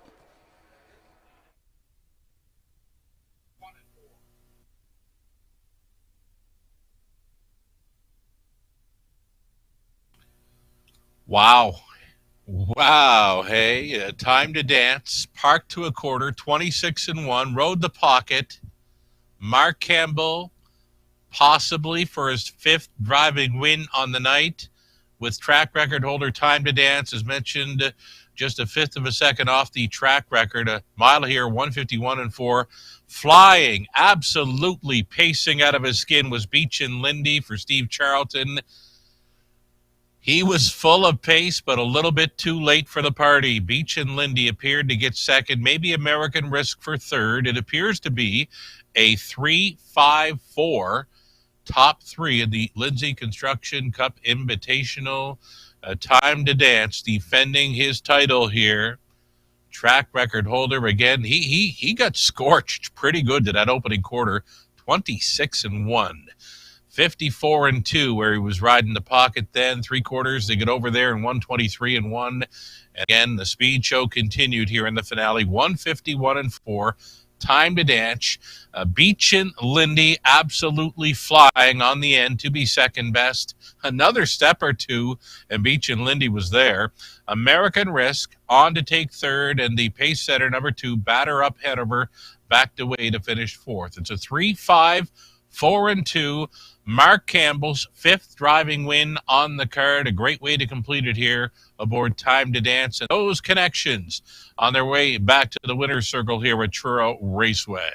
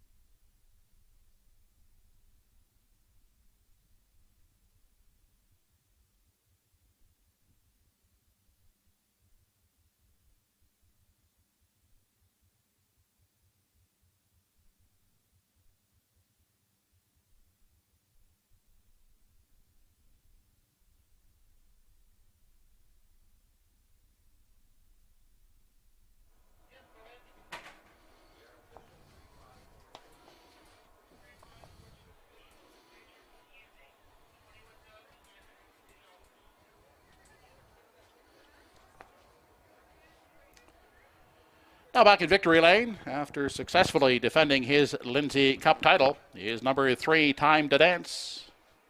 He's a 6-year-old gallant son of a rock and roll dance out of the Better's Delight Dam, Mystical Gypsy. He's owned by Brent Campbell of Charlottetown and Matthew McDonald's of Edgewards, Ontario. Trained and driven by Mark Campbell. That's Mark's 5th victory on tonight's program. Time to Dance, just missing his own track record. This evening, just 1/5 of a second off, pacing in 1:51 and 4/5. Trackside, on behalf of Lindsay Construction, Mr. Jeff Skinner, to make the trophy and a blanket presentation to the winning connections of the Lindsay Cup. Winner, Time to Dance, and trainer driver Mark Campbell.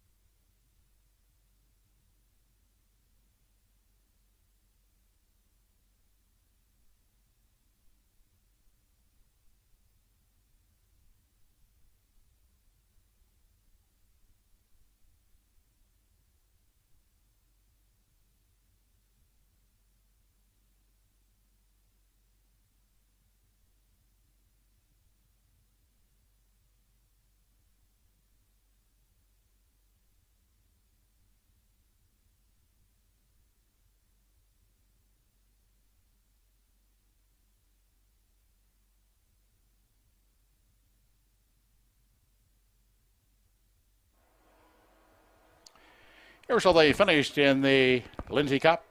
Number 1, Bedham again, 6. 2, Batter Up, Hanover, 4th. 3, Time to Dance, the winner. 4, American Risk, 3rd. 5, Beach and Lindy was 2nd. And 6, Morito Hanover finished 5th. Fractions were 26 and 1, 54 and 2, 123 and 1. And the mile for Time to Dance, 151 and 4/5. Top down, 6-4, 1-3-2-5. 11th race try, 3-5-4 combination, $44.80. The 3-5 exactor, $11.60. And the late daily double, 1-3, return $6.40. Just before we sign off here, we have the winning number in tonight's 50-50 draw.